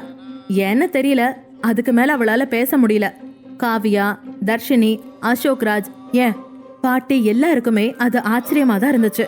ஐயர் மந்திரம் சொல்லி முடிச்சுட்டு தாலியை எடுத்து யுவராஜ் கையில கொடுத்து ஜனனி கழுத்துல கட்ட சொன்னாரு. யுவராஜும் தாலியை வாங்கி ஜனனி கழுத்துல கட்டுனா. ஜனனி அவனையே பாத்துக்கிட்டு இருந்தா. அவளால அவனை தடுக்க முடியல. இந்த கல்யாணம் என்னோட சம்மதம் இல்லாம நடக்குதுன்னு எனக்கு தெரியுது, ஆனாலும் ஏன் என்னால இதை தடுக்க முடியலன்னு யோசிச்சா.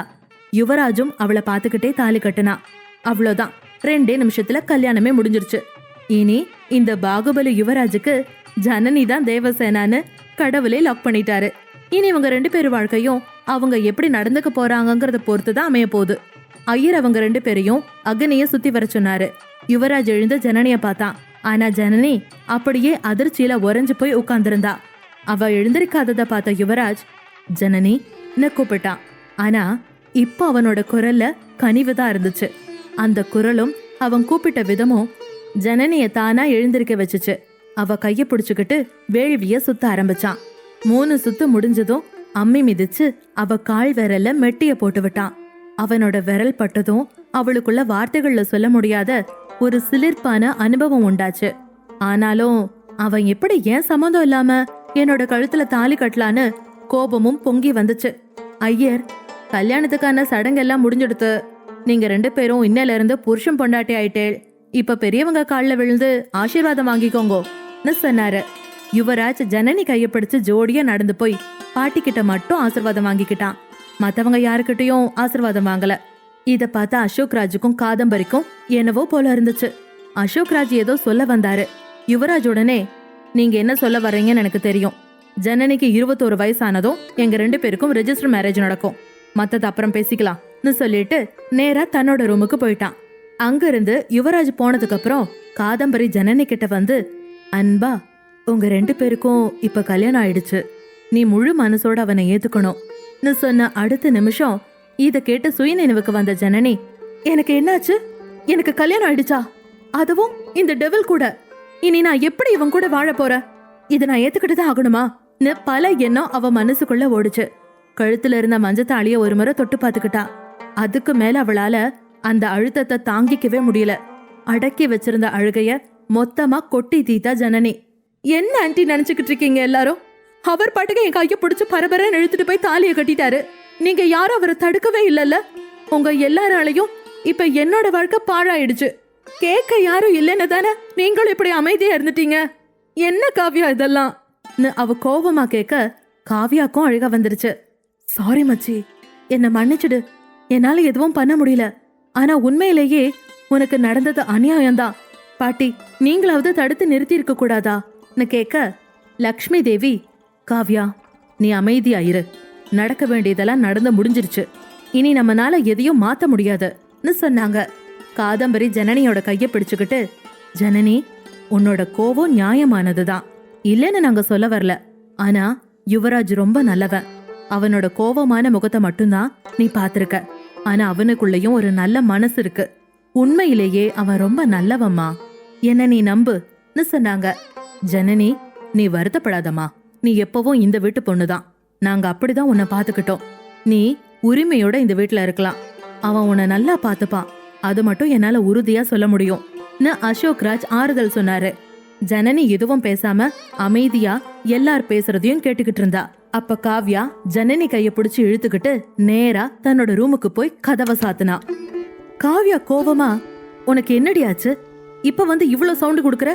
என் அண்ணன் தான் உன்னை இழுத்துக்கிட்டு போய் தாலி கட்டுறாருன்னா நீ எதுவுமே சொல்லவே இல்லன்னு கேட்க, ஜனனியால அந்த கேள்விக்கு உடனடியா பதில் சொல்ல முடியல. ஆனாலும் நான் எதுவும் சொல்லலன்னு உனக்கு தெரியுமா? நான் அவரை தடுக்க ட்ரை பண்ணினேன். ஆனா அவர் கண்ணை பார்த்த உடனே என்னால எதுவுமே பண்ண முடியல. அதான் அமைதி ஆயிட்டேன்னு சொல்ல, நீ அமைதியா இருந்ததுனாலதான் இப்ப நீ அவரோட பொண்டாட்டி ஆயிட்டன்னு சொல்ல அப்படியே பெட்ல உட்காந்துட்டா ஜனனி. அவ கண்ணுல இருந்து கண்ணீர் வந்துகிட்டே இருந்துச்சு. காவ்யாவும் அதுக்கு மேல அவளை டிஸ்டர்ப் பண்ண விரும்பல, அமைதியா இருந்துட்டா. 3 மணி நேரம் கழிச்சு அங்க வந்த காதம்பரி ஜனனிக்கு சாப்பிட ஜூஸ் கொடுத்தாங்க. வேண்டான்னு சொன்னவளை அதட்டி குடிக்க வச்சாங்க. அவ குடிச்சு முடிச்சதும், ஜனனி இனி நீ இந்த ரூம்ல இருக்க கூடாதுமா. நீ யுவராஜோட ரூம்ல தான் இருக்கணும், வான்னு சொல்ல, என்ன ஆண்டி சொல்றீங்க? அந்த டெவில் கூட இருக்க சொல்றீங்களா? ஐயோ, என்னாலலாம் இருக்க முடியாது. அவர் வீட்ல இருந்தாலே நான் பயந்துகிட்டு ரூமை விட்டு வெளியில வர மாட்டேன். அப்படி இருக்கிறப்ப ஒரே ரூம்ல போய் என்ன தங்க சொல்றீங்களே? இல்ல இல்ல, நான் போக மாட்டேன்னு ஜனனி கத்த ஆரம்பிச்சிட்டா. காவ்யாவும் அவளுக்கு சப்போர்ட்டா, மா நீ என்ன சொல்லிட்டு இருக்க? இவ எப்படி அண்ணன் கூட போய் இருப்பா?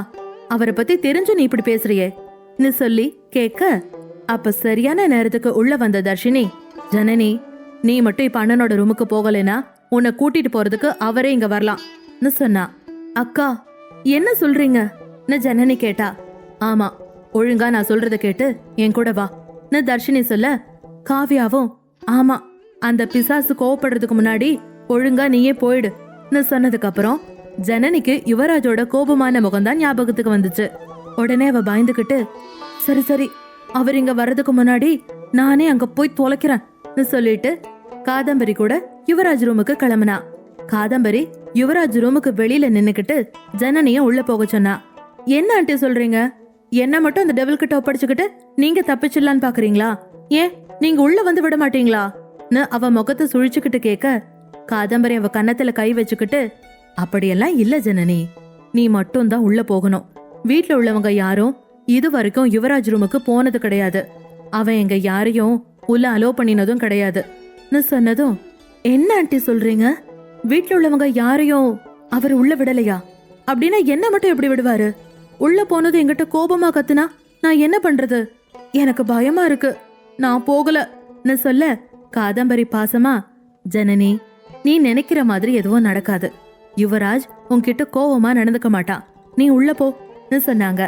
ஜனனி வேற எதுவும் பேசாம ரூம் கதவை திறந்து உள்ள எட்டி பார்த்தா. இது என்ன இவ்ளோ பெரிய ரூமா இருக்கு? உள்ள ஒரு ஊரே இருக்கலாம் போலயேன்னு சொல்ல, காதம்பரி இதை கேட்டு சிரிச்சுக்கிட்டே உள்ள போக சொல்ல, ஜனனி பயந்துகிட்டே உள்ள போனா. யுவராஜோட ரூமுக்குள்ள போன ஜனனி ரூம சுத்தியும் முத்தியும் பார்த்தா. அவன் அங்க இல்லைன்னதும் தான் அவளுக்கு நிம்மதியா இருந்துச்சு. உடனே தன்னோட போனை எடுத்து காவ்யாவுக்கு கால் பண்ணினா. ஜனனி கால் பண்ணவும் பதட்டத்தோட, என்னாச்சு மச்சின்னு கேட்க, ஒன்னும் இல்லடி, டெவில் அதான் உன்னோட அண்ணன் இந்த ரூம்ல இல்லன்னு சொன்னா. சரி, நீ அதை நினைச்சு பயப்படாத, அவன் வர்றதுக்குள்ள நீ பாட்டுக்கு படுத்து தூங்கிடுன்னு சொன்னா. அடியே, இந்த பிரச்சனைக்கு காரணமே நீதான். உன்னாலதான் நான் இங்க மாட்டிக்கிட்டேன். நீ சொன்னேன்னு தானே நான் உன் வீட்டுக்கு வந்தேன், இல்லைன்னா நான் இங்க வந்திருக்கவே மாட்டேன்.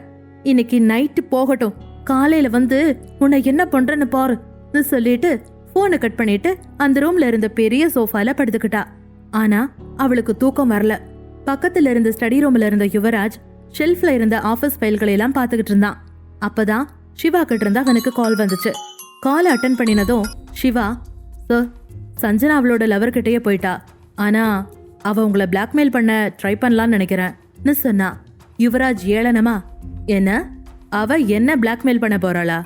அவ பண்றத பண்ணட்டும், அதுக்கப்புறம் அவளுக்கு நடக்கிறத யாராலையும் தடுக்க முடியாது. இந்த யுவராஜ் அவ குறைச்ச எடை போட்டுட்டான்னு நினைக்கிறேன் சொன்னா. அப்படின்னா பாஸ், அடுத்து என்ன பண்ணலாம்னு சிவா கேட்டான். முதல்ல அந்த கேசவனை பத்திய எல்லா எவிடன்ஸையும் போலீஸ் கிட்ட ஒப்படைச்சிடு.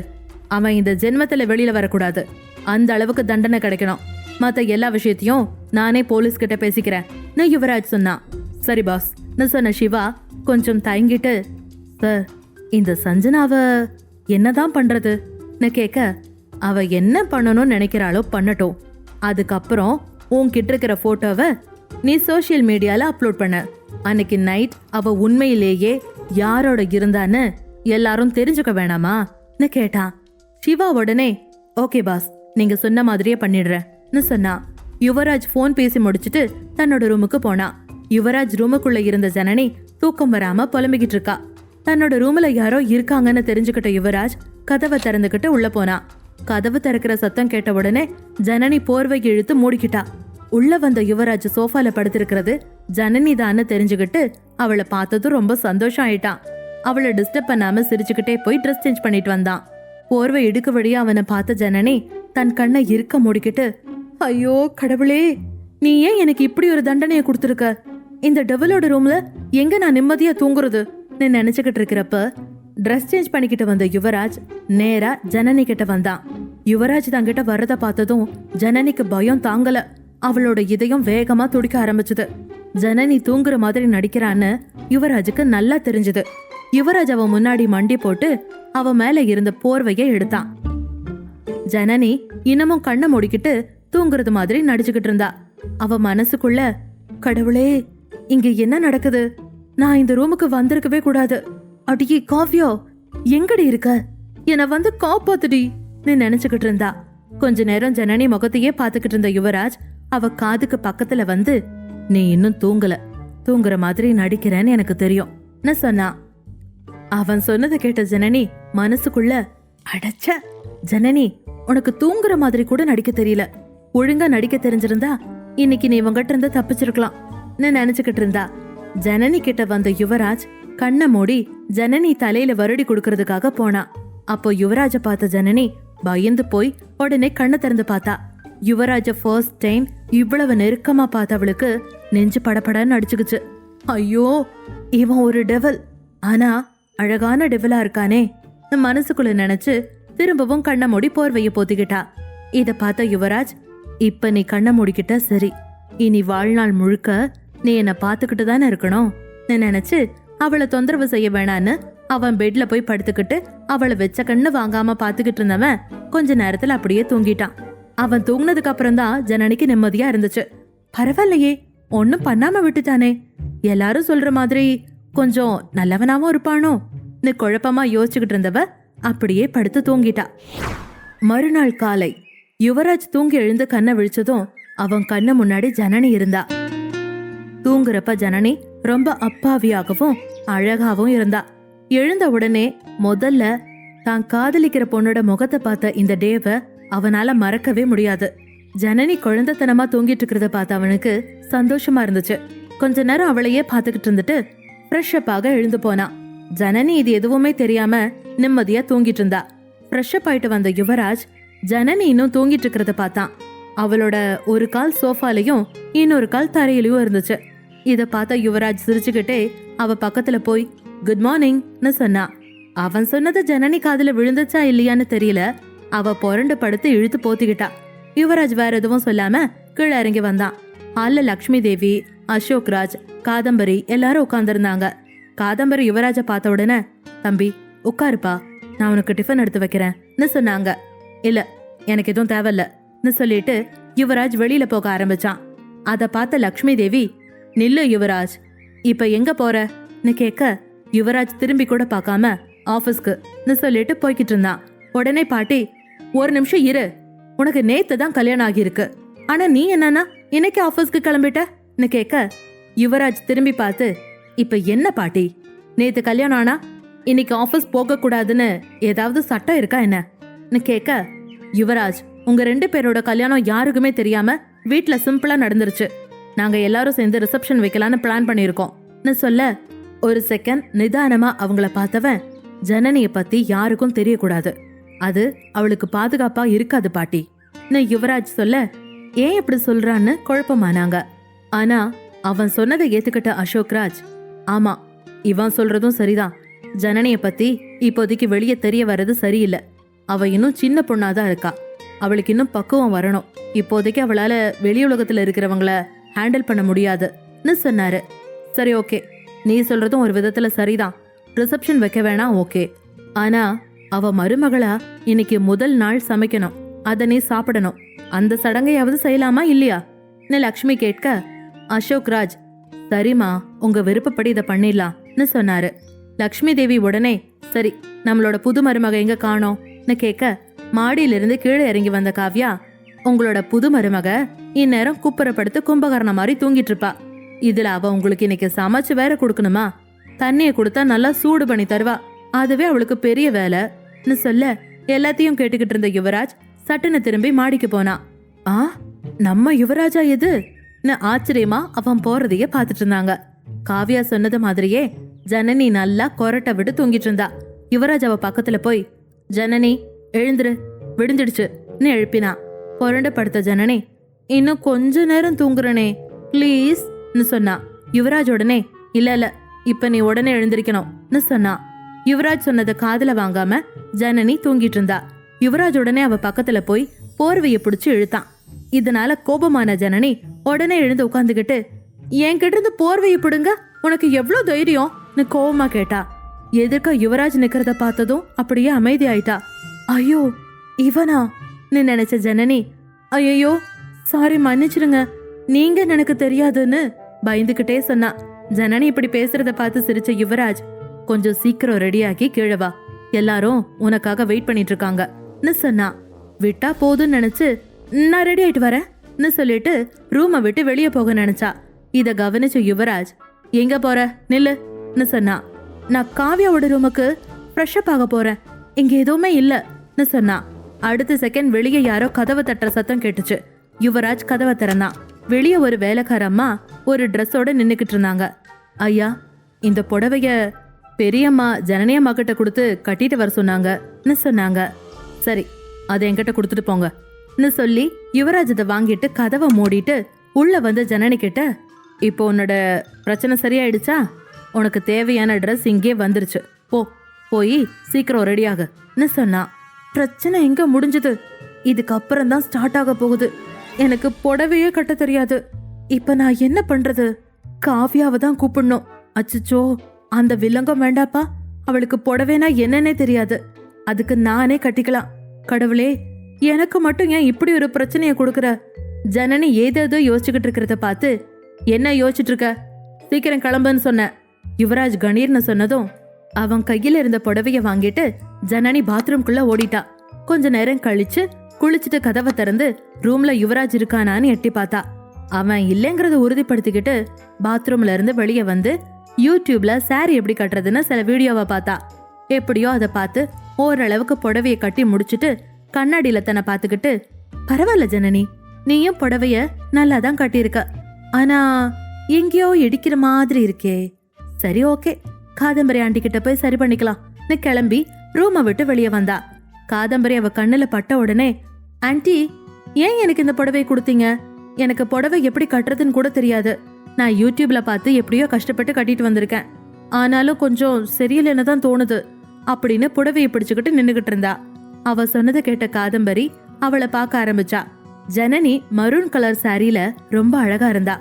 ஜனனி, நீ இந்த சாரியில ரொம்ப அழகா இருக்க, கொஞ்சம் சரி பண்ணணுவான்னு சொல்லி ஜனனியை அழைச்சுக்கிட்டு போய் சாரிய சரி பண்ணி விட்டுட்டு தன்னோட பீரோல இருந்து ஒரு தோடை எடுத்து ஜனனி கிட்ட கொடுத்து, இத போட்டுக்கோன்னு சொன்னா. ஜனனி அதை போட்டுக்கிட்டா. அப்புறம் 2 பேரும் ஒன்னா கீழே இறங்கி வந்தாங்க. ஜனனிய பார்த்த காவ்யா அவகிட்ட ஓடி வந்து, "ஏய் மச்சி, ரொம்ப அழகா இருக்க." "ஐயோ சாரி அண்ணி" கிண்டல் பண்ணினா. "ஏய் கிண்டல் பண்றியா?" ஜனனி கேட்க, புன்னகையோட காவியா ஜனனியே பார்த்துட்டு இருந்தா. காதம்பரி ஜனனி கிட்ட, "ஜனனி, இன்னைக்குதான் கல்யாணம் முடிஞ்ச முதல் நாள், எல்லார்கிட்டயும் ஆசீர்வாதம் வாங்கிக்கோன்னு சொன்னாங்க."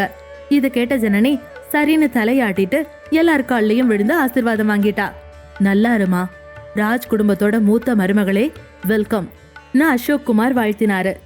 "எல்லா செல்வங்களும் பெற்று நீடோழி வாழணும்மா" வாழ்த்தி அவன் நெத்தியில முத்தம் கொடுத்தாங்க லக்ஷ்மி பாட்டி. அது எல்லாமே ஜனனிக்கு ரொம்ப பிடிச்சிருந்துச்சு. யாருமே இல்லாத அவளுக்கு இவ்ளோ பேர் இன்னைக்கு சொந்தமாகிட்டாங்கிறத நினைக்கிறப்பவே அவளுக்கு உற்சாகமா இருந்துச்சு. இதெல்லாம் அந்த யுவராஜ்னால தான். ஆனாலும் அவன் டெவில் தான், இவ கேரக்டரையே புரிஞ்சுக்க முடியலையே அப்படின்னு மனசுக்குள்ள நீயா நானா நடத்திக்கிட்டு இருந்தா. அப்ப லக்ஷ்மி தேவி, "ஜனனி, இன்னைக்கு நீ முதல் தடவை மாமியார் வீட்டுல சமைக்கணும்னு சொன்னாங்க." 1000 வாலா சரவடி வெடிச்ச மாதிரி அரண்டு போய் நின்னா நம்ம ஜனனி அந்த வார்த்தையை கேட்டதும். "என்னது சமையலா? நானா? அட ஊதுங்கடா சங்கு, ஆயம் தண்ட சோறு கிங்கு" விஐபி படத்துல தனுஷ் ஹை பிச்சில கத்துற மாதிரி இருந்துச்சு. லக்ஷ்மி தேவி, "ஜனனி, இன்னைக்கு நீ முதல் தடவை மாமியார் வீட்டுல சமைக்கணும்னு சொன்னாங்க." உடனே ஜனனி ஷாக் ஆயிட்டா. இத பார்த்த காவ்யா சிரிச்சுக்கிட்டே, "நீ ரொம்ப எல்லாம் பண்ண வேணாம், ஒரு கேசரி பண்ணு, அது போதும். அதுவும் தெரியலனா யூடியூப் பார்த்து பண்ணுன்னு சொன்னா. காதம்பரி உடனே, "அத்தை, நான் பண்றேன், அவ சும்மா என் பக்கத்துல நின்னா போதும்னு சொன்னா. லக்ஷ்மி தேவி யோசிச்சு, "இல்ல காதம்பரி, எல்லாத்துக்கும் ஒரு சடங்கு சம்பிரதாயம் இருக்கு. அதனால இன்னைக்கு நாம ஜனனி கையால தான் சமைச்சு சாப்பிடணும். அதனால தனியா ஜனனியே செய்யட்டும்னு சொன்னாங்க. சரின்னு எல்லாரும் ஜனனிவே தனியா சமைக்க சொன்னாங்க. கூட ஹெல்ப்புக்கு காதம்பரி இருந்தாங்க. ஜனனி யூடியூப பார்த்து கேசரி செஞ்சுக்கிட்டு இருந்தா. காதம்பரி யார்கிட்ட இருந்தோ போன் வந்துச்சுன்னு வெளியே போயிட்டாங்க. அப்போ உள்ள வந்த காவ்யா, "மச்சி, என்ன பண்ணிட்டு இருக்க?" கேட்க, "தெரியலடி, நான் ஏதோ பண்ணிட்டு இருக்கேன். எனக்கு இது எதுலயுமே விருப்பம் இல்ல. நான் இனி இங்க இருக்க போறதில்ல. இந்த கல்யாணம் எனக்கு பிடிச்ச மாதிரி நடக்கலன்னு சொன்னா. "ஏன் திரும்ப திரும்ப நீ இப்படி பேச ஆரம்பிச்சுட்ட?" காவ்யா கேட்க, "அப்புறம் நான் வேற என்ன சொல்றது? முதல்ல அந்த டெவில ஹேண்டில் பண்ணி ஆகணும். அப்புறம் இந்த புடவைய நான் டெய்லி கட்டிக்கிட்டு இருக்கணும். இந்த வீட்ல உள்ளவங்களுக்கு பிடிச்ச மாதிரி நான் ஏதாவது செஞ்சு கொடுக்கணும். உன் அண்ணன் என்ன கல்யாணம் பண்ணிக்கிட்ட உடனே ஏதாவது குளத்துல விழுந்து நான் செத்துருக்கணும்" புலம்பிட்டு இருந்தவ, "ஒரு 2 நிமிஷம் வெயிட் பண்ணு, நான் வந்துடுறேன்னு சொல்லிட்டு ஜனனி வெளியில போனா. காவ்யா கேசரிய டேஸ்ட் பண்ணி பார்த்தா. சுகர் கம்மியா இருக்கிறத பார்த்து 4 ஸ்பூன் சுகரை அதுல போட்டுட்டு, இப்பதான் இது நல்லா இருக்கும்னு நினைச்சா. அப்பாடா, ரெடி ஆயிடுச்சுன்னு காவ்யா கேஸ் ஆஃப் பண்ணிட்டு கிச்சனை விட்டு வெளியில வந்துட்டா. கிச்சன்ல இருந்து வெளியில வந்த ஜனனி கிட்ட, "என்ன ஜனனி, கேசரி ரெடி ஆயிடுச்சா?" காதம்பரி கேட்க, "பண்ணிட்டேன் ஆண்டி, ஆனா இன்னும் சுகர் மட்டும்தான் போடணும். ஒரு 2 நிமிஷம் ஆண்டி, ஒரு முக்கியமான வேலையை முடிச்சுட்டு வந்துடுறேன்னு சொல்லிட்டு போனா.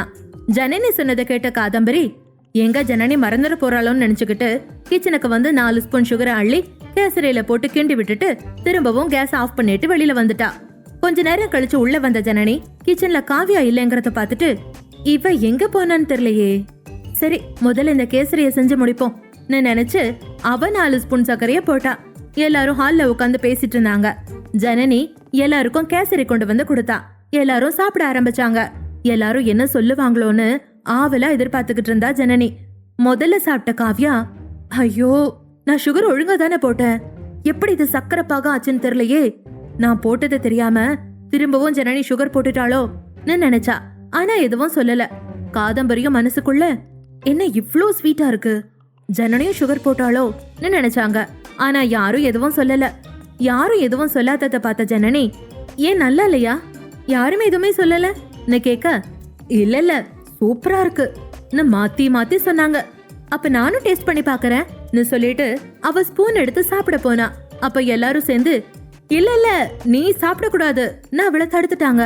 எல்லாரும் சொன்னதை பார்த்து ஷாக் ஆனவ, "என்னாச்சு, நான் ஏன் சாப்பிட கூடாதுன்னு சொல்றீங்கன்னு கேட்டா. கல்யாணம் ஆனதுக்கு அப்புறம் புருஷன் சாப்பிட்டதுக்கு அப்புறம் தான் பொண்டாட்டி சாப்பிடணும்னு தர்ஷினி சொன்னா.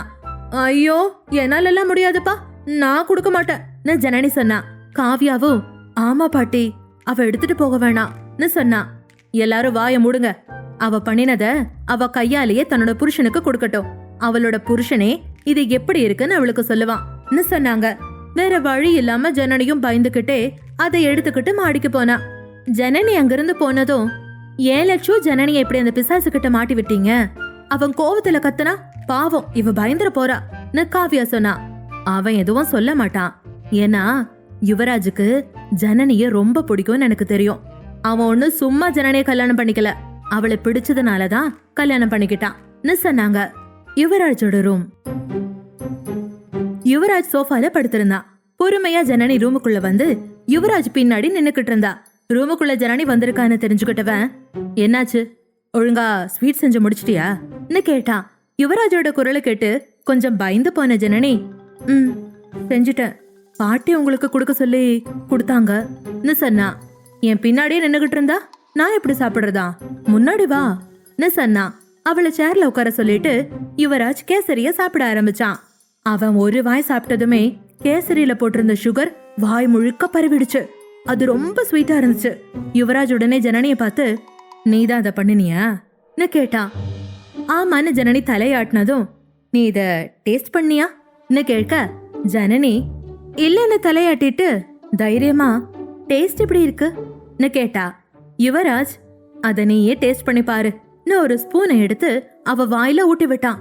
அவ அப்படி செய்வான்னு ஜனனி எதிர்பார்க்கல. அப்படியே ஷாக் ஆயிட்டா. ஒரு வாய் சாப்பிட்டவ, ஐயோ என்ன இவ்ளோ ஸ்வீட்டா இருக்குன்னு சொல்ல, ஆமா ஆமா ரொம்ப ஸ்வீட்டா இருக்குன்னு சொன்ன யுவராஜ் திரும்பவும் அதை சாப்பிட ஆரம்பிச்சான்.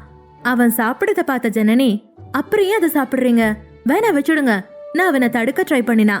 அவ சொன்னதை கேட்ட யுவராஜ் அவளை பார்த்து, என் ஏஞ்சல் எனக்காக செஞ்சது, அதனால இத ஃபுல்லா சாப்பிடுவேன்னு சொல்லிட்டு முழு கேசரியும் சாப்பிட்டு முடிச்சான். அவன் சொன்ன வார்த்தை அவளுக்கு கொஞ்சம் விசித்திரமா தெரிஞ்சது. கொஞ்ச நேரம் கழிச்சு ஜனனி அங்கிருந்து கிளம்பிட்டா. மறுபுறம் காவ்யாவின் அறை. காவ்யாவோட ரூமுக்கு வந்த ஜனனி கோவமா, என்னோட கேசரி என்னடி பண்ணி வச்ச, நான் உன்னை சுகர் போட சொன்னா, அப்படியே போடுறதா இருந்தாலும் ஏற்கனவே போட்டிருக்கனா இல்லையான்னு பார்க்க மாட்டியான்னு கேட்க, மச்சி இதுல ஏன் தப்பு எதுவும் இல்லடி, நான் கரெக்டா தான் சுகர் போட்டேன், அதுக்கப்புறம் அம்மாவும் போட்டிருக்காங்க, நீயும் போட்டிருக்க, அதனாலதான் கேசரி இப்படி ஆயிடுச்சுன்னு காவ்யா சொல்ல, சரி அதை விடு, அதான் இவ்ளோ ஸ்வீட்டா இருக்குன்னு தெரியுதுல்ல, தெரிஞ்ச எதுக்கு என்ன உன் அண்ணன் கிட்ட எடுத்துக்கிட்டு போக விட்டன்னு கேட்டா. நான் போக வேணான்னு சொல்லலான் தான் மச்சி நினைச்சேன், ஆனா லட்சு தான் என்ன தடுத்து நிறுத்திடுச்சு, நான் என்ன பண்ணட்டும் சொல்லு. ரெண்டு பேரும் பேசிக்கிட்டு இருக்கிறப்ப ரூமுக்கு வந்த காதம்பரி, இங்க என்ன நடக்குது, எதுக்காக ரெண்டு பேரும் சண்டை போட்டுக்கிட்டு இருக்கீங்கன்னு கேட்க, காவ்யா ஓடி வந்து தன்னோட அம்மா பக்கத்துல நின்னுக்கிட்டு, மதர் அவகிட்ட நீயே சொல்லு, கேசரியில நீயும் தானே சுகர் போட்ட நான் சொல்ல, என்ன சொல்ற, நானுமா, அப்ப வேற யாரு போட்டான்னு காதம்பரி கேட்க, ஜனனி காவ்யாவை முறைச்சு பாத்துக்கிட்டு, உங்க பின்னாடி நிக்கிறான்ல இந்த ராட்சசி தான் சொல்ல, காதம்பரி உடனே, ஓ அதனாலதான் அது அவ்வளோ ஸ்வீட்டா இருந்துச்சா, சரி விடுங்க பாத்துக்கலாம், இன்னைக்கு ஃபர்ஸ்ட் டே சமைச்சதுக்காக ஏன் சார்பா உனக்கு ஒரு சின்ன கிஃப்ட்னு சொல்லி ஜனனி கையில ஒரு பாக்ஸ கொடுத்தாங்க. அத பார்த்த ஜனனி, என்ன ஆண்டி இதெல்லாம் சொல்ல, இது நம்ம பாரம்பரிய நகை, இத நான் இந்த வீட்டு மூத்த மருமக ஜனனி கிட்ட கொடுக்கறேன்னு காதம்பரி சொன்னா. இல்ல ஆண்டி எனக்கு இதெல்லாம் வேணாம்னு சொல்லவும், நீ இந்த வீட்டோட மூத்த மருமக, மத்தவங்களுக்கு இந்த வீட்ல என்ன உரிமை இருக்கோ அதே உரிமை உனக்கும் இருக்கு, இனிமே இது உன்கிட்ட தான் இருக்கணும்னு சொல்லி அவ கையில கொடுத்துட்டு அங்கிருந்து காதம்பரி போயிட்டா.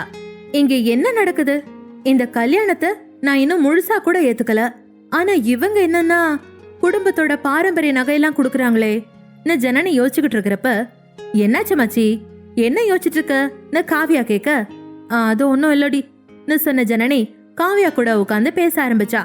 அப்பதான் அவங்க ரெண்டு பேரோட மொபைலுக்கும் அவங்க காலேஜ்ல இருந்து மெசேஜ் வந்துச்சு.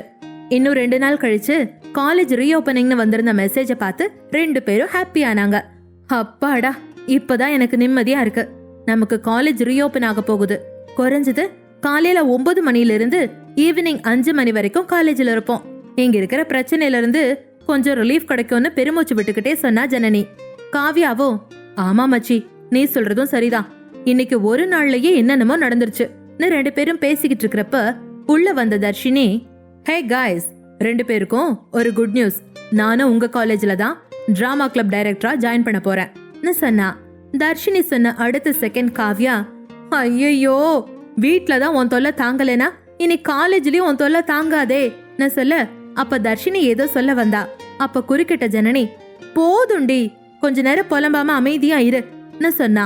தர்ஷினி அக்கா, நீங்க எங்க காலேஜ்ல டிராமா கிளப் டைரக்டரா வரப்போறது எனக்கு ரொம்ப சந்தோஷம்.